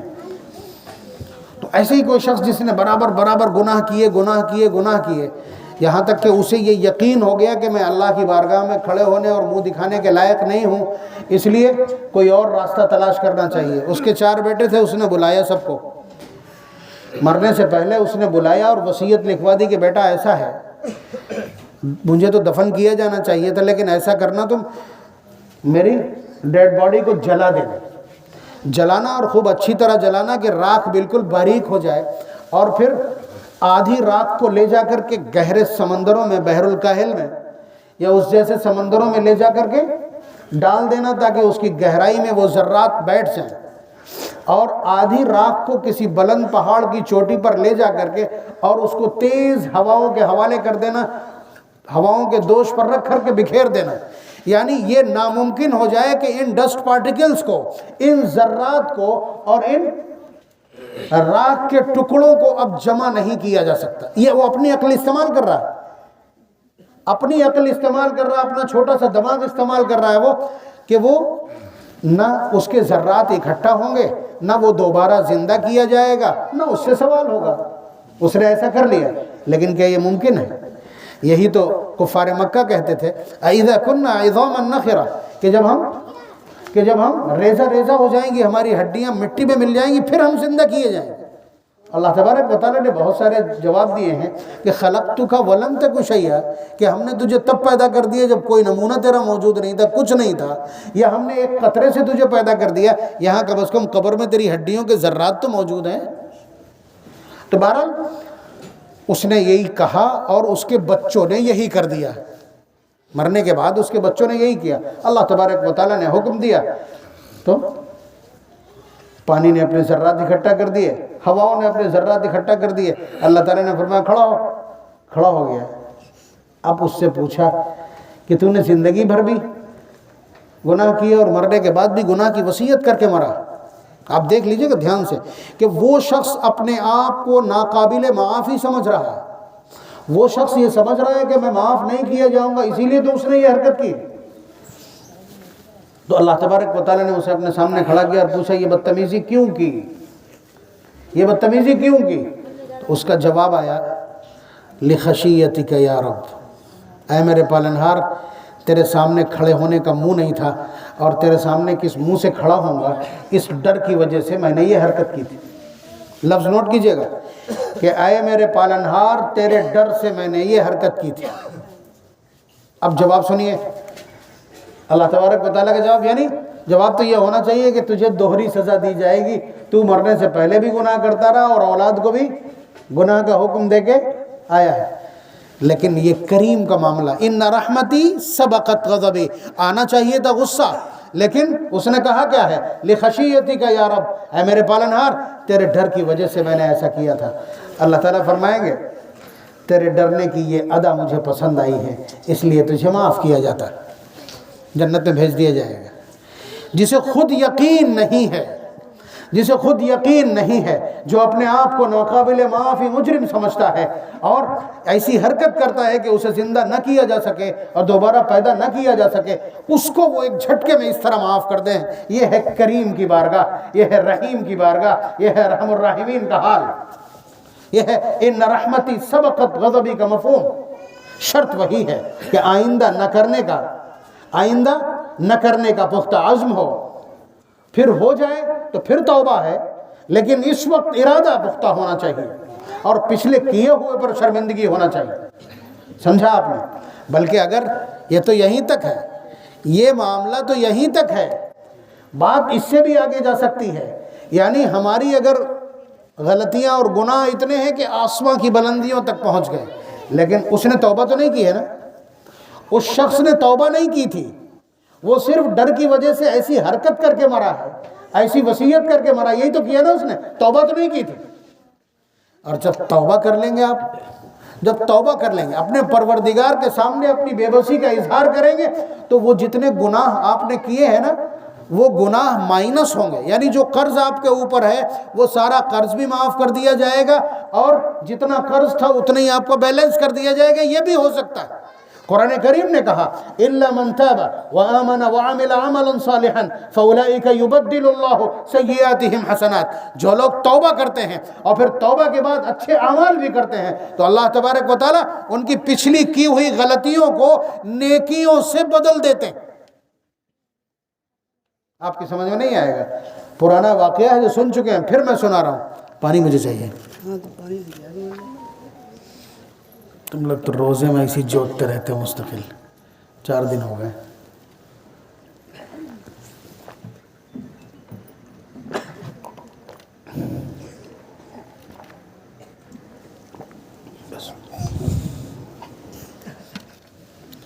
یعنی اللہ تبارک و تعالیٰ غلطیوں کو کس طرح نیکیوں میں بدلتے ہیں، مجرم کو کس طرح ولی قرار دیتے ہیں. سنیے، حضرت موسیٰ علیہ السلام کا زمانہ ہے، ایک شخص گناہ کرتا ہے، جم کے کرتا ہے گناہ، کوئی ایسا گناہ نہیں جو اس نے کیا نہ ہو. اتنے گناہ کہ گاؤں والوں کو ڈر لگنے لگا کہ اس کے گناہوں کی وجہ سے بستی پہ عذاب آ جائے. انہوں نے اٹھایا، لے جا کے گنگا کے اس طرف اس کی چارپائی پھینک دی، یعنی بستی سے باہر گھورے پہ لا کے ڈال دیا. اب بے سہارا، مچھروں نے کھا کے اسے، مرنے کے قریب تھا ہی. اور پھر بالکل جب وہ مرنے کے قریب ہوا، جب بالکل سانسیں اس کی بگڑنے لگی، گرگرے کا عالم ہوا، تو اس نے دائیں طرف دیکھا، دور تک کوئی انسان نہیں، بائیں طرف دیکھا، دور تک کوئی انسان نہیں. تو اللہ تعالیٰ سے کہتا ہے کہ بار الہ، میں بہت بڑا مجرم ہوں، میں گنہگار ہوں، بڑا گنہگار ہوں، لیکن اے اللہ اگر مجھے سزا دے کر کے آپ کی شان کی بلندی میں کوئی اضافہ ہو سکتا ہو، آپ کے اعزاز میں، آپ کی جلالت شان میں کوئی اضافہ ہو، تو یقیناً مجھے سزا دیجیے. اور اگر مجھے معاف کرنے سے آپ کی شان میں کوئی کمی نہ آتی ہو، آپ کی عظمت میں کوئی کمی نہ آتی ہو، تو مولا مجھے معاف کر دیجیے. اور اگلا جملہ اس نے کہا ہے، یہ جملہ جان ہے اس کے اس توبہ کی، کہنے لگا کہ اللہ انسانوں نے تو مجھے یہاں لا کر کے کوڑے پہ اور گھوڑے پہ ڈال دیا ہے، کیا انسانوں نے مجھے چھوڑ دیا ہے؟ آپ تو پالنہار ہیں، کیا آپ بھی مجھے چھوڑ دیں گے؟ اس وقت میں کیا آپ بھی مجھے چھوڑ دیں گے؟ یہ جملہ اس نے کہا اور ختم ہو گیا۔ کیا ہونا چاہیے تھا؟ کیا ہونا چاہیے تھا؟ وہیں گھورے میں اسے ان لوگوں نے اسی لیے چھوڑا تھا کہ مرے گا، چیل کوے کھا جائیں گے، دفن کرنے کے لائق نہیں، جس قبرستان میں دفن کیا جائے گا ان کی بھی آفت ہو جائے گی۔ اللہ تبارک و تعالیٰ نے وحی بھیجی حضرت موسیٰ علیہ السلام کے پاس، اولو العزم صاحب کتاب پیغمبر ہیں، اتنی بڑی ریپوٹیشن ہے کہ قرآن کریم کے 30 پاروں میں سے 27 میں ان کا تذکرہ موجود ہے۔ مطلب اتنی چرچت شخصیت ہے اور اتنی عظیم المرتبت، اتنی شہرایاب شخصیت حضرت موسیٰ علیہ السلام۔ حضرت موسیٰ علیہ السلام کے پاس اللہ نے وحی کیا بھیجی؟ کیا کہا ان سے کہ میرا ایک گنہگار وہاں پڑا ہے، جا کر کے اسے گھوڑے میں گاڑ دو جا کے؟ نہیں، کہ موسیٰ میرے ایک ولی کا انتقال ہو گیا ہے۔ بستی والوں کا ایٹیٹیوڈ یہ ہے کہ بستی میں رہے گا تو عذاب آ جائے گا، لیکن اس نے یہ 3 جملے اللہ کی بارگاہ میں مرنے سے پہلے کہے ہیں۔ ان رحمتی سبقت غضبی کا مطلب کیا ہے اسے سمجھیے، یا نیکیاں کس طرح، برائیاں کس طرح نیکی میں کنورٹ ہوتی ہیں، اس کا منظر آپ لائیو دیکھیے۔ نبی اکرم صلی اللہ علیہ وسلم کا بیان کردہ پورا مضمون ہے۔ اللہ تعالیٰ نے کہا موسیٰ جاؤ، میرے ایک ولی کا انتقال ہو گیا، اس کو کفن دو، نہلاؤ اور اس کو دفن کرو، اور ہاں سنو، اس آس پاس کے تمام شہروں میں اعلان کر دینا کہ جس کو مغفرت چاہیے ہو صرف اس کے جنازے میں شرکت کر لے۔ کہاں لوگ بستی میں رکھنے کو تیار نہیں ہیں، اور کہاں اللہ تبارک و تعالیٰ کی طرف سے صاحب کتاب اولو العزم صاحب شریعت پیغمبر کو حکم ہوتا ہے کہ جائیے اور کہیے کہ جو شخص اس کے جنازے میں شرکت کر لے گا اس کو ہم معاف کر دیں گے۔ اور پھر آخر میں کہتے یہ، مطلب یہ اعلان کر دیا حضرت موسیٰ علیہ السلام نے، لوگ چاروں طرف سے بھیڑ لگا کے، مغفرت کس کو نہیں چاہیے، اور نبی کا اعلان، ساری بھیڑ آ گئی۔ لوگوں نے آ کے دیکھا کون اتنا بڑا ولی ہے جس کے جنازے میں شرکت سے بھی مغفرت ہو جاتی۔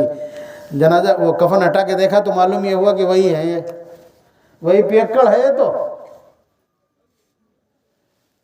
تو حضرت موسیٰ علیہ السلام سے گفتگو کرنے لگے لوگ کہ یہ آپ کیا کہہ رہے ہیں، یہ تو ایسا ہم نے پھینکا تھا اس کو۔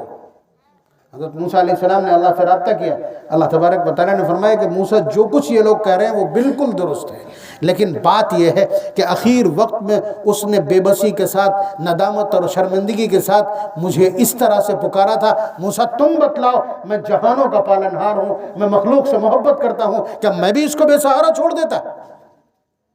میری رحمت نے گوارا نہیں کیا۔ اور موسیٰ یہ تو بہت کم ظرف نکلا کہ اس نے صرف اپنے لیے معافی مانگی، اگر ان حالات میں یہ ساری انسانیت کے بخشنے کی بھی بات کرتا، ان کی سفارش کرتا، میں ساری انسانیت کو بخش دیتا۔ آپ دیکھیے گا کہ گناہ کتنے تھے کہ بستی نے نفرت کی، اللہ تبارک و تعالیٰ نے نہ صرف ان گناہوں کو معاف کیا بلکہ ان سارے گناہوں کو نیکیوں میں تبدیل کر دیا، اسٹیٹس کو 0 سے لے کر کے اور 100 پہ پہنچا دیا۔ یہ اللہ تبارک و تعالیٰ کا کرشمہ ہے۔ ضرورت اس بات کی ہے، دل سے نکلنے والی آہ کتنی گمبھیر ہے آپ کی، آپ کا عہد کتنا طاقتور ہے، اور آپ گناہوں کو چھوڑنے کے لیے کتنے ڈٹرمنیٹ ہیں اور کتنے آپ پختہ عزم والے ہیں۔ اللہ تبارک و تعالیٰ کی بارگاہ میں میٹر یہ ہے، دیکھا آپ نے کہ اللہ تبارک و تعالیٰ توبہ کرنے والوں کی برائیوں کو نیکیوں سے تبدیل کر دیتے ہیں۔ انہیں کیفیت چاہیے ہوتی، کیفیت سے مطلب ہے، کیفیت کس کو کہتے ہیں بتلائیں؟ یہ بھی ایک واقعے کے ذیل میں سمجھیے، واقعات بھی اپنے آپ آتے جا رہے ہیں اور آپ کا مدعا بھی ثابت ہے۔ ایک شخص بنی اسرائیل کا 99 قتل کیے اس نے، اور اچانک اس کے دل میں وہی توبہ والی کسک پیدا ہو گئی۔ وہ گیا ایک راہب کے پاس، عیسائی عالم کے پاس، چرچ میں، کہنے لگا الہو توبہ، کیا میں نے ایسا کیا ہے، میں نے 99 قتل کر کے آیا ہوں، کہ میرے لیے توبہ کا کوئی راستہ ہے؟ کم پڑھا لکھا رہا ہوگا میری طرح، اس نے کہا اچھا ابھی بھی توبہ؟ مطلب اس نے اس ٹانٹ میں، اس طرح سے ٹانٹنگ وے میں بات کی کہ اس کو پھر غصہ آ گیا، اس نے اس کی بھی گردن اتار لی، 100 پورے۔ لیکن وہ جو تڑپ ہے اس کی، وہ اس کی کم نہیں ہوئی۔ چنانچہ وہ پوچھتا پھرا ادھر ادھر کہ کیا توبہ کا کوئی راستہ ہے، توبہ ممکن ہے، میری میں مغفرت ہو سکتی؟ تو لوگوں نے کہا کہ وہ یہ حافظ جی مولانا بہت تیر، ان سے کہا کہ پاس میں جو بستی ہے وہاں کے لوگ توبہ وغیرہ بہت کرتے ہیں، وہاں قرآن کریم کی تلاوت بہت ہوتی، وہاں توبہ کی مجلسیں بہت منعقد ہوتی ہیں، یہی کہا گیا کہ وہاں توبہ کرنے والے لوگ ہیں، تم وہاں چلے جاؤ۔ یہ چلا سرپٹ وہاں سے نکلا، جس بستی میں اس نے 125 مرڈر کیا ہے، اپنا سینچری مکمل کی، وہاں سے نکلا ہے وہ، اور ذرا سا چلا تھا کہ کھٹ سے گرا اور ختم۔ توبہ کی اس نے؟ ابھی نہیں، ارادہ کیا ہے نا، ابھی تلاش میں ہے، توبہ نہیں کی ہے، توبہ کے ارادے سے گھر سے چلا ہے۔ اب دیکھیے وہاں سے بیٹھ کے ریموٹ سے کیا کیا کر رہے ہیں، اللہ تبارک و تعالیٰ کا پورا نظام چل رہا ہے توبہ کا۔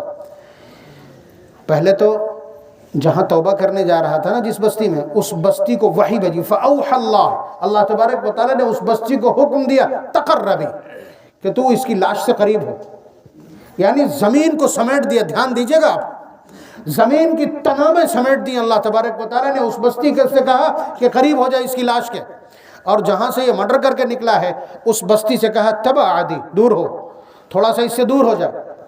اب فرشتے تو دونوں طرح کے وہاں پہنچ گئے، جم گھٹا۔ رحمت کے فرشتے کہتے ہیں کہ ہم لے جائیں گے اس لیے کہ توبہ کے ارادے سے نکلا ہے، اور عذاب کے فرشتے کہتے ہیں کہ ہم لے جائیں گے 100 مرڈر کر کے نکلا ہے۔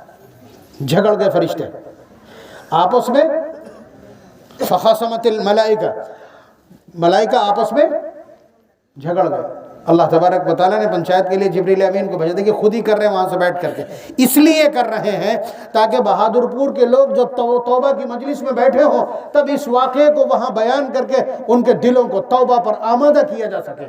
ورنہ حضور سے 2000 سال پہلے بلکہ 3000 سال پہلے یہ واقعہ ہوتا ہے، پھر اللہ تبارک و تعالیٰ بذریعہ وہی حضور کو یہ واقعہ بتلاتے ہیں، پھر حضور اس واقعے کو بیان کرتے ہیں، صحابہ اس کو نقل کرتے ہیں، اور یہ سند سے ہم تک پہنچتا ہے۔ مطلب کیا ہے؟ مطلب یہی ہے نا کہ اس امت پر توبہ کے دروازے کھولنا ہے اور ان کے دلوں کو توبہ کے لیے آمادہ کرنا ہے، تاکہ میں یہاں بیٹھ کر کے اس گھر میں اس روایت کو بیان کر کے اور توبہ کے لیے دلوں کو، اور توبہ کے لیے زبانوں کو، اور توبہ کے لیے آنکھوں کو آمادہ کر سکوں۔ چنانچہ حضرت جبریل امین کو بھیجا یہ کہہ کر کے کہ ذرا دونوں بستیوں کو ناپنا، تو قیسو، ذرا اس بستی کو ناپو، اگر یہ توبہ والی بستی کے قریب ہے تو رحمت والے فرشتے لے جائیں گے، اور اگر یہ قتل والی بستی کے قریب ہے تو پھر عذاب والے فرشتے لے جائیں گے۔ اور پہلے ہی سارا گھٹنا کرم انجام دے چکے ہیں، بستی سے کہہ چکے ہیں کہ قریب ہو جا۔ جبریل امین نے رکھ دیا، اپنا انچ ٹیپ رکھ دیا، دیکھا کہ ایک بالش تو ادھر زیادہ ہے، ایک بالش توبہ والی بستی کے قریب ہے۔ فیصلہ ہو گیا، یہ 1000، ابھی اس کی تلوار سے خون نہیں مٹا ہے، ابھی اس نے توبہ نہیں کی ہے، صرف توبہ کا عہد کیا ہے کہ آئندہ وہ یہ گناہ نہیں کرے گا، اور اللہ تبارک و تعالیٰ کی بارگاہ میں شرمندگی کے ساتھ اپنے ان تمام گناہوں کی معافی چاہتا ہے۔ تو اللہ تبارک و تعالیٰ کا عمل یہ ہے کہ صرف ارادہ کر لینے بھر سے بھی اتنے بڑے گناہ کو معاف فرما دیتے ہیں۔ بات سمجھ رہے ہیں؟ اور یہ تو ان کی لاڈلی امت ہے، یہ بنی اسرائیل کا واقعہ ہے جن پر عذاب بھی ہوئے ہیں، سزا بھی ملی ہے۔ یہ لاڈلی امت ہے امام الانبیاء جناب محمد الرسول اللہ صلی اللہ علیہ وسلم کی، ان کے لیے تو اور بھی توبہ کا بہانہ تلاش کیا جاتا ہے۔ بات سمجھ رہے ہیں؟ اور یہ 2 باتیں ہو گئی، تیسری اور بات، اس میں بھی ایک واقعہ آ جائے گا، بات مکمل ہو جائے گی انشاءاللہ۔ اللہ تبارک و تعالیٰ اپنے بندوں کو گناہ پر کبھی رسوا نہیں کرتے۔ ایسا نہیں ہے کہ میدان محشر میں کہتے ہیں تو نے یہ کام کیا تھا پھر ہم نے تجھے معاف کر دیا تھا، تو نے یہ چوری کی تھی پھر ہم نے معاف کر دیا تھا، تو نے اتنے دن تک شراب پی تھی پھر ہم نے معاف کر دیا تھا۔ یہ سب نہیں، ابھی تو آپ سن چکے ہیں نا کہ جب توبہ کرتا ہے تو کیا کرتے ہیں؟ انص اللہ حافظیہ وجوارحہ وبقاع الارض کلہا خطایاہ وذنوبہ، ہر چیز کو بھلا دیتے ہیں، نہ گناہ رہتا ہے اور نہ گناہ کا ثبوت رہتا ہے۔ توبہ چاہیے۔ حضرت موسیٰ علیہ السلام کے زمانے میں قحط پڑ گیا، سوکھا پڑ گیا، جانور مر گئے سارے، انسانوں کا نمبر تھا۔ حضرت موسیٰ علیہ السلام 70,000 کی بھیڑ لے کر کے جنگل میں چلے گئے اور جا کر کے دعا شروع کی، لیکن دعا کر رہے ہیں تپش کم نہیں ہوتی، سورج برابر آگ برسا رہا ہے، کچھ نہیں ہوتا۔ تو اللہ تبارک و تعالیٰ کی طرف متوجہ ہوئے کہ بار الہ، بہت بڑی تعداد ہے جو آہوزاری کر رہی ہے، فریاد سن لیجئے۔ اللہ تعالیٰ نے فرمایا کہ اس پورے مجمع میں ایک ایسا مجرم ہے جو پچھلے 40 سال سے مسلسل گناہ کر رہا ہے اور مڑ کے نہیں دیکھا اس نے پیچھے۔ حضرت موسیٰ علیہ السلام اس کو نکال دو، بارش برسا دوں گا۔ حضرت موسیٰ علیہ السلام چڑھ گئے اونچی جگہ پہ اور کہا وہ ظالم کون ہے جو پچھلے 40 سال سے مسلسل گناہ کر رہا ہے، کبھی توبہ کی توفیق نہیں ہوئی اس کو، کبھی احساس نہیں ہوا گناہ کا۔ تو ایک آدمی بہت دیر تک دیکھتا رہا کہ بھیڑ میں سے کون نکلے، کوئی نہیں نکلا۔ تو اس نے اپنا ڈاٹا چیک کیا تو معلوم یہ ہوا کہ وہ تو وہی ہے۔ اس نے ایسے کر کے چادر کھینچی اپنی اور اللہ تعالیٰ سے کہا کہ بار الہ، واقعی 40 سال ہو گئے مجھے گناہ کرتے، میں نے کبھی پیچھے مڑ کے نہیں دیکھا، لیکن اے اللہ آج تو رسوائی کے حالات ہیں، مجھے آج رسوائی سے بچا لیجئے، مجھے آج معاف کر دیجئے، آئندہ کبھی گناہ نہیں کروں گا۔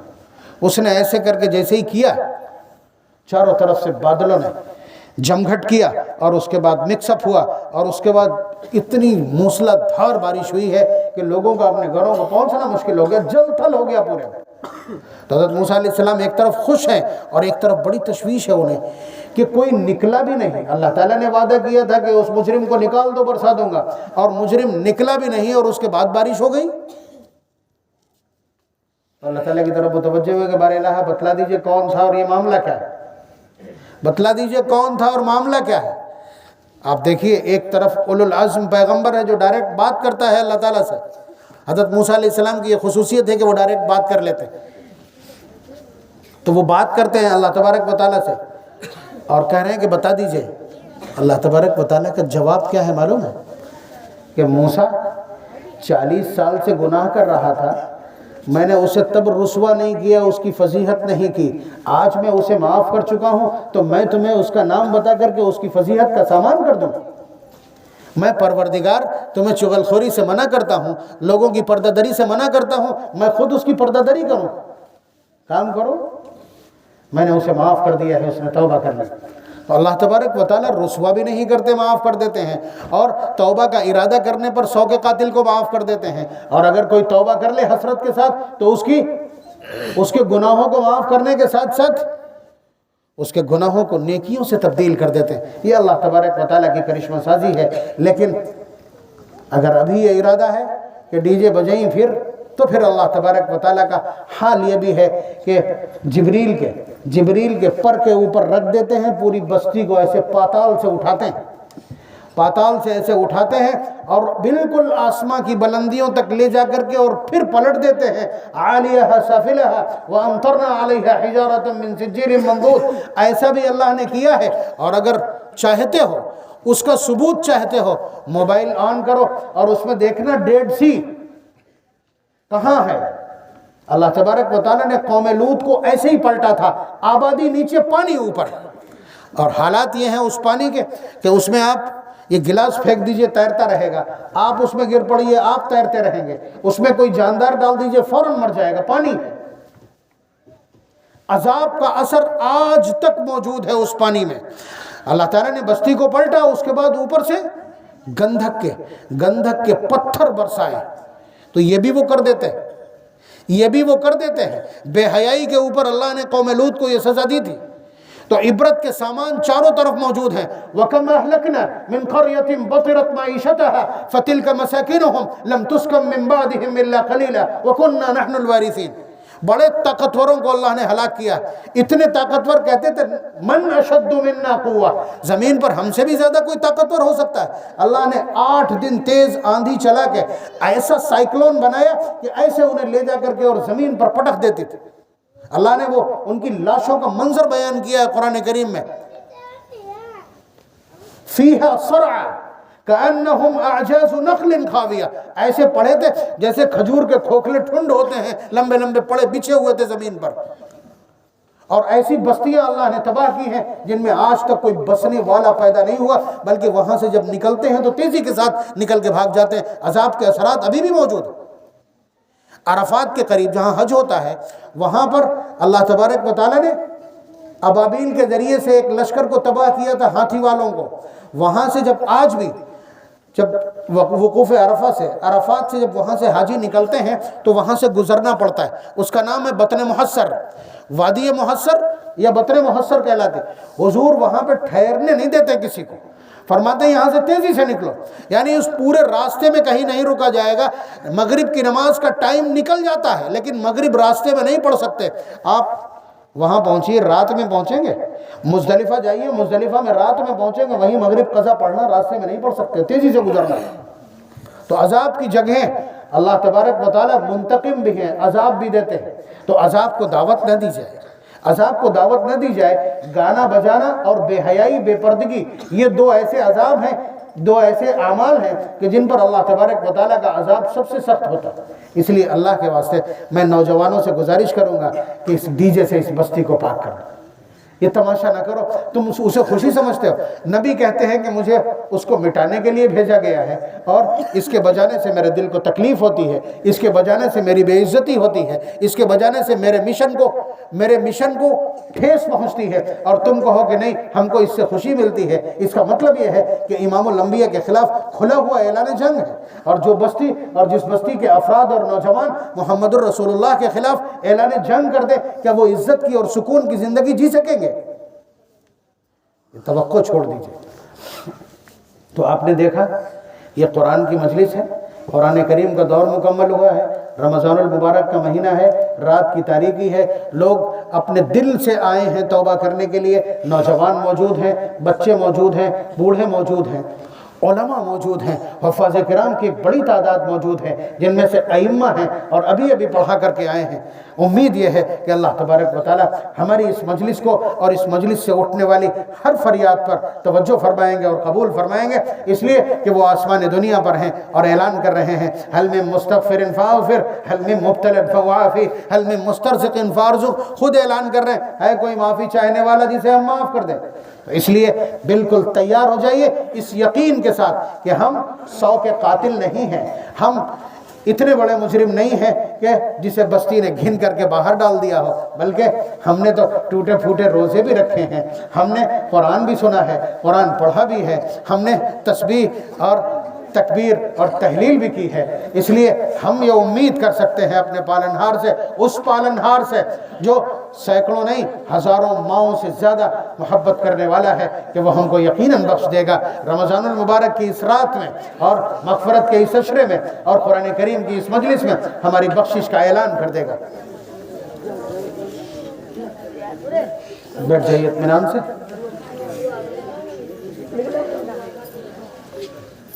بیٹا آگے جگہ ہے، پیچھے جو لوگ موجود ہوں آگے آ جاؤ۔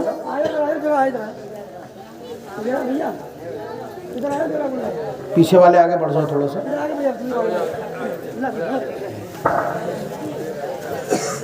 یہ والا بند کر دو، بند کر دو، گیٹ کھلا نا اسے۔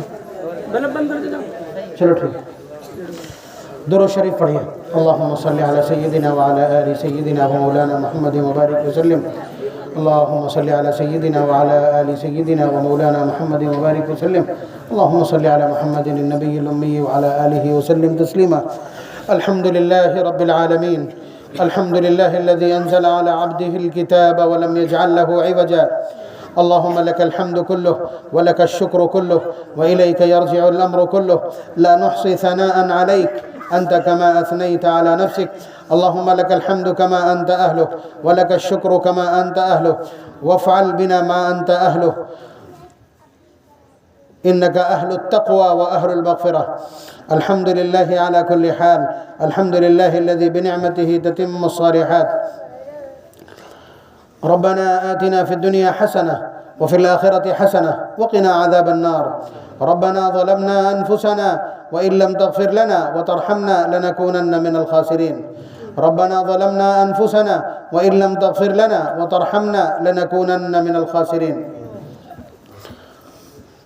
ربنا لا تؤاخذنا إن نسينا أو أخطأنا، ربنا ولا تحمل علينا إصرا كما حملته على الذين من قبلنا، ربنا ولا تحملنا ما لا طاقة لنا به، واعف عنا واغفر لنا وارحمنا أنت مولانا فانصرنا على القوم الكافرين۔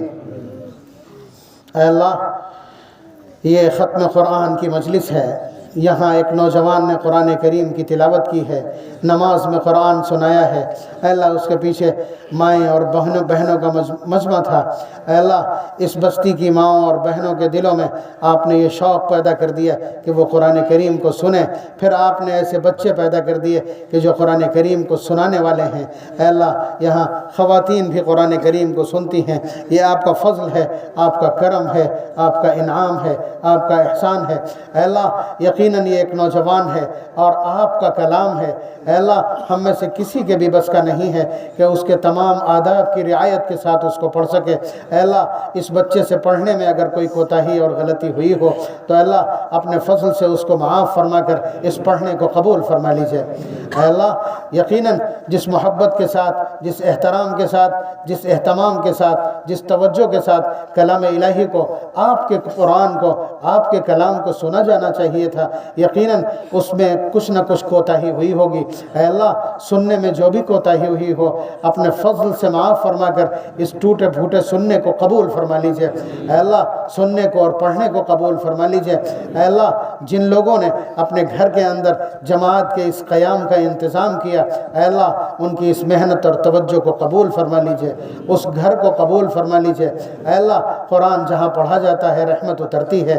اے اللہ اس گھر کے اندر قرآن کریم کے انوار اور برکات ظاہر فرما دیجئے، اس گھر کے لوگوں کو نافرمانی سے، گناہوں سے، معاصی سے بچنے کی توفیق مرحمت فرما دیجئے، اس گھر کے لوگوں کو اے اللہ قرآن کریم پر، قرآن کریم کی تعلیمات پر عمل کی توفیق مرحمت فرما دیجئے۔ اے اللہ آپ جانتے ہیں یہ بہادر پور کے لوگ ہیں، اے اللہ اپنے دل سے بہت نرم ہیں، گناہ بہت کر لیتے ہیں، پورے سال بے دریغ گناہ کرتے ہیں، لیکن توبہ کی مجلسوں میں اے اللہ ندامت کے ساتھ حاضر بھی ہوتے ہیں۔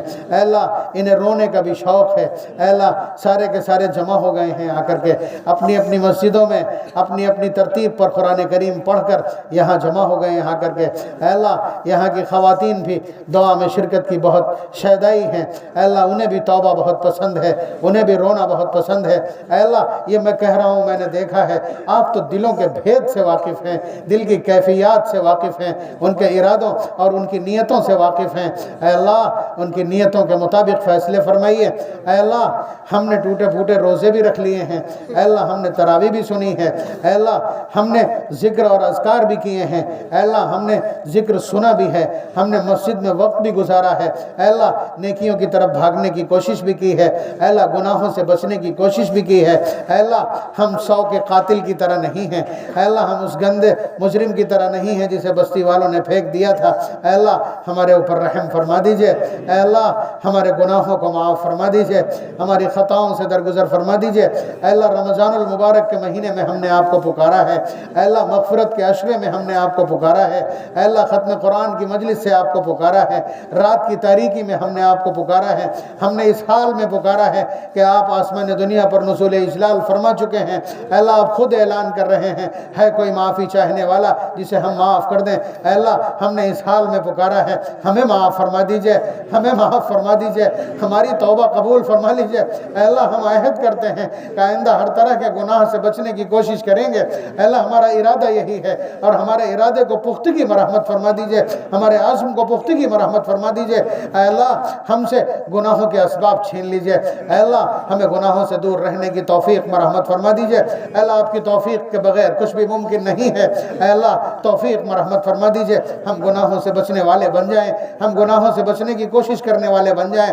اے اللہ اور اگر ہم سے پھر بھی گناہ ہو جائے تو ہمیں توبہ کی توفیق دے دیجئے گا اور پھر توبہ کو قبول بھی فرما لیجئے گا۔ اے اللہ اس وقت ہم توبہ کی مجلس میں ہیں، ہم نے توبہ کے فضائل سنے ہیں، اے اللہ میں نے کوشش کی ہے کہ اے اللہ انہیں توبہ پر امید دلا سکوں۔ بار الہ تیرے حبیب کے وہ سارے بیانات میں نے نقل کرنے کی کوشش کی ہے جو میرے علم میں تھے، جو میں نے دیکھے اور پڑھے تھے، اے اللہ اس کے ذریعے سے میں نے انہیں توبہ کی امید دلائی ہے، میں نے انہیں مغفرت کی امید دلائی ہے، میں نے انہیں معافی کی امید دلائی ہے۔ بار الہ بار الہ بار الہ لاز رکھ لیجئے گا، اے اللہ ان پیغامات کی لاز رکھ لیجئے گا۔ اے اللہ صحیح سند کے ساتھ مجھ جو واقعات پہنچے تھے میں نے امید دلانے کے لیے، توبہ کی قبولیت کو یقینی بنانے کے لیے، اس مجلس میں رقت پیدا کرنے کے لیے، اے اللہ وہ سارے کے سارے پیغامات میں نے ان کے سامنے واقعات کی شکل میں رکھ دیے تاکہ ان کی امید قوی سے قوی تر ہو جائے۔ بار الہ ان امیدوں کی آج لاز رکھ لیجئے گا، ان امیدوں کی لاز رکھ لیجئے گا، ان پیغامات کی لاز رکھ لیجئے پالنہار مولا۔ اے اللہ اللہ آپ کریم ہیں، ہم گنہگار ہیں بے شک، لیکن آپ تو کریم ہیں۔ میں نے اسی کرم کی جھلکیاں ان کو دکھلائی ہیں کہ اس سے پچھلی امتوں پر اللہ تبارک و تعالیٰ نے کیسے کرم فرمایا ہے۔ میں نے ان سے یہ بھی کہہ دیا کہ تم اللہ کے لاڈلے رسول کی امت ہو، تم سب چہیتے ہو، ہم سب اللہ تبارک و تعالیٰ کے محبوب کی امت ہیں، ہمیں تو ان سے پہلے معاف کر دیا جائے گا۔ اے اللہ میں نے امید دلانے میں مبالغہ کیا ہے، بار الہ میں تیرا ایک بندہ ہوں، میں تیرا ایک بندہ ہوں جو ان آیات سے اور احادیث کے ان ٹکڑوں سے اے اللہ امید پایا ہوا ہوں۔ میں نے ان کے سامنے وہ سب کچھ رکھ دیا ہے۔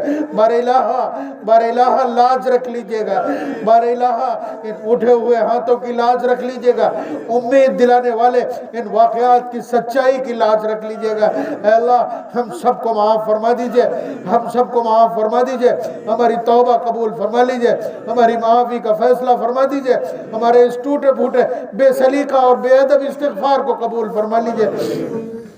اے اللہ توبہ کی وجہ سے، توبہ کے تذکرے کی وجہ سے، توبہ کی مجلس کی وجہ سے یہ سارے سمٹ کر کے پوری بستی سے یہاں آ کر کے جمع ہو گئے ہیں۔ اے اللہ اس میں نوجوانوں کی کثرت ہے، انہیں یہ احساس ہے کہ انہوں نے پورے سال گناہ کیے ہیں، وہ اس طرح سے مجلسیں ڈھونڈتے پھرتے ہیں کہ کہیں کسی مجلس میں بیٹھ کر توبہ کر لے، میرا پالنہار معاف کر دے گا، میرا پالنہار معاف کر دے گا۔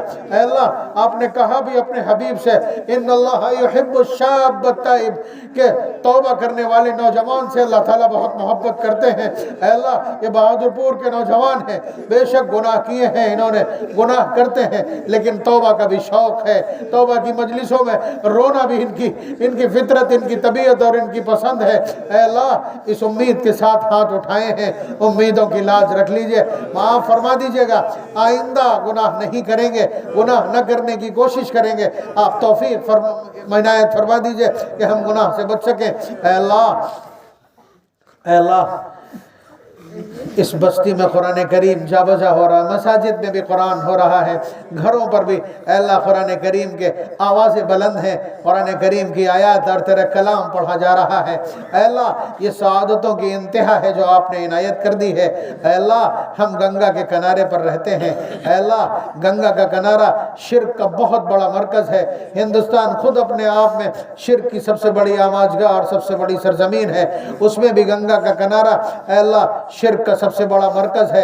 اے اللہ ان شرک کے نعروں کے مقابلے میں، ان شرک کے جیکاروں کے مقابلے میں اے اللہ ان شور شرابوں کے بیچ میں، شنکھوں اور بھجنوں کی آوازوں کے بیچ میں اے اللہ بتوں کے تعلی اور بتوں کی بلندی اور سربلندی کے کلمات کے بیچ میں اے اللہ ہم نے تیرے کلام کو تلاوت کیا ہے، ہم نے اشہد ان لا الہ الا اللہ کہا ہے، ہم نے وَإِلَٰهُكُمْ إِلَٰهٌ واحد کہا ہے، ہم نے کہا ہے لا الہ الا اللہ وحدہ لا شریک لہ۔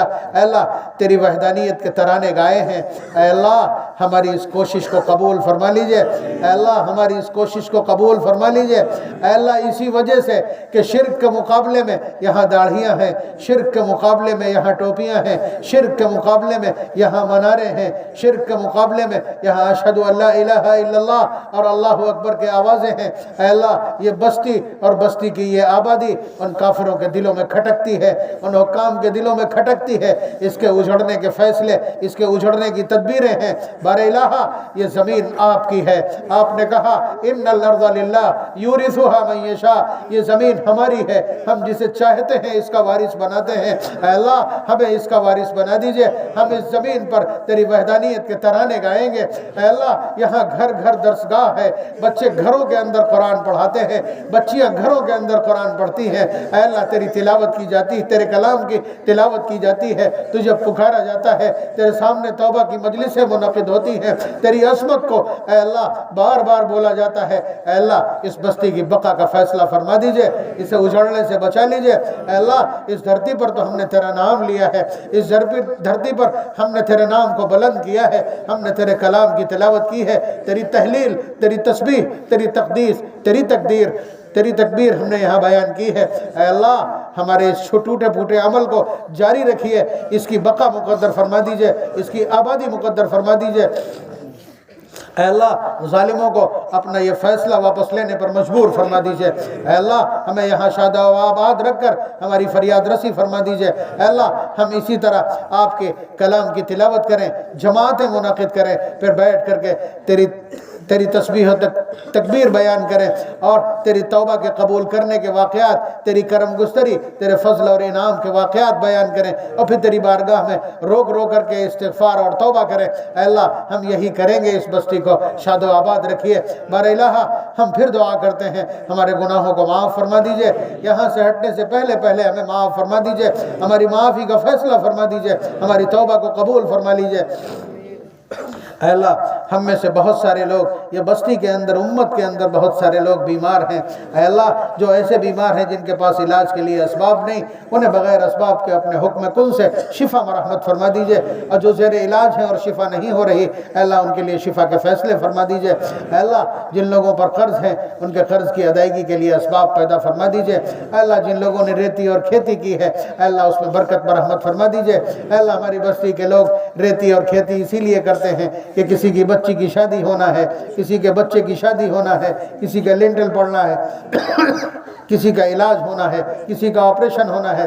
اے اللہ یہ ٹوٹے پھوٹے کام کر کے اے اللہ سوچتے یہ ہیں کہ اس میں نفع ہوگا تو آسان ہو جائے گا۔ اے اللہ آپ کے لیے کوئی چیز مشکل نہیں، آپ حکم فرمائیں گے اور زمین اپنا سارا کا سارا خزانہ اگل کے رکھ دے گی اور ساری ضرورتیں پوری ہو جائیں گی۔ اے اللہ غیب سے ہماری ساری ضرورتوں کی کفالت فرما دیجئے، ساری ضروریات کو پورا فرما دیجئے۔ اے اللہ جن گھروں میں بچیاں بیاہنے کے لیے ہیں، خرچ موجود نہیں ہے یا رشتوں میں تنگی ہے، اے اللہ تمام طرح کی پریشانیوں اور مسائل کو اپنے حکم کن سے دور فرما کر ہمیں عافیت مرحمت فرما دیجئے۔ اے اللہ ہماری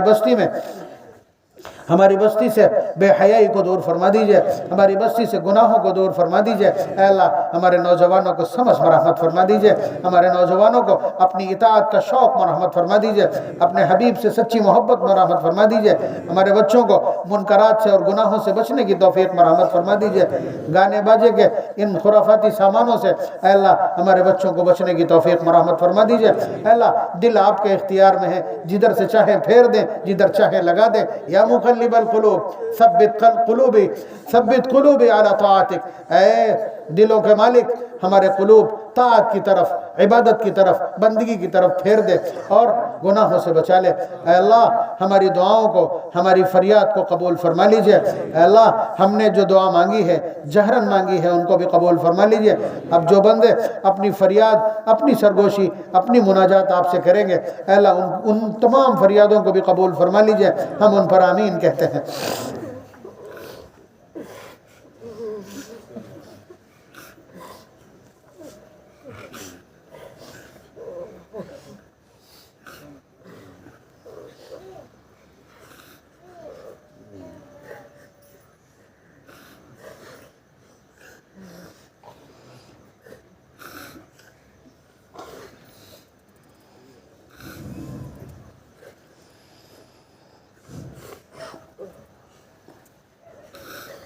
اے اللہ ہماری مائیں بہنیں پورے دن روزہ رکھ کر کے اور پورے کئی گھنٹے چولہے کے اوپر گزار کر کے اس کے بعد کھڑے ہو کر کے تین پاروں کی ترتیب اے اللہ قائم کر کے قرآن کریم سنتی ہیں۔ اے اللہ ان کی محنتوں کو قبول فرما لیجئے اور ان کی محنتوں کی برکت سے انہیں اولاد کی تربیت کا خصوصی شغف اور شوق عنایت فرما دیجئے۔ اے اللہ ان کی نسلوں کو بھی بابرکت بنا دیجئے، ان کی نسلوں کو بھی اے اللہ عبادت اور طاعت کا خوگر بنا دیجئے۔ اے اللہ ہم سب کو اپنی بارگاہ میں قبول فرما لیجئے، اس مجلس کو قبول فرما لیجئے، ہماری دعاؤں کو قبول فرما لیجئے۔ ربنا تقبل منا انك انت السميع العليم وتب علينا انك انت التواب الرحيم وصلى الله تعالى على خير خلقه محمد وآله وأصحابه أجمعين برحمتك يا أرحم الراحمين۔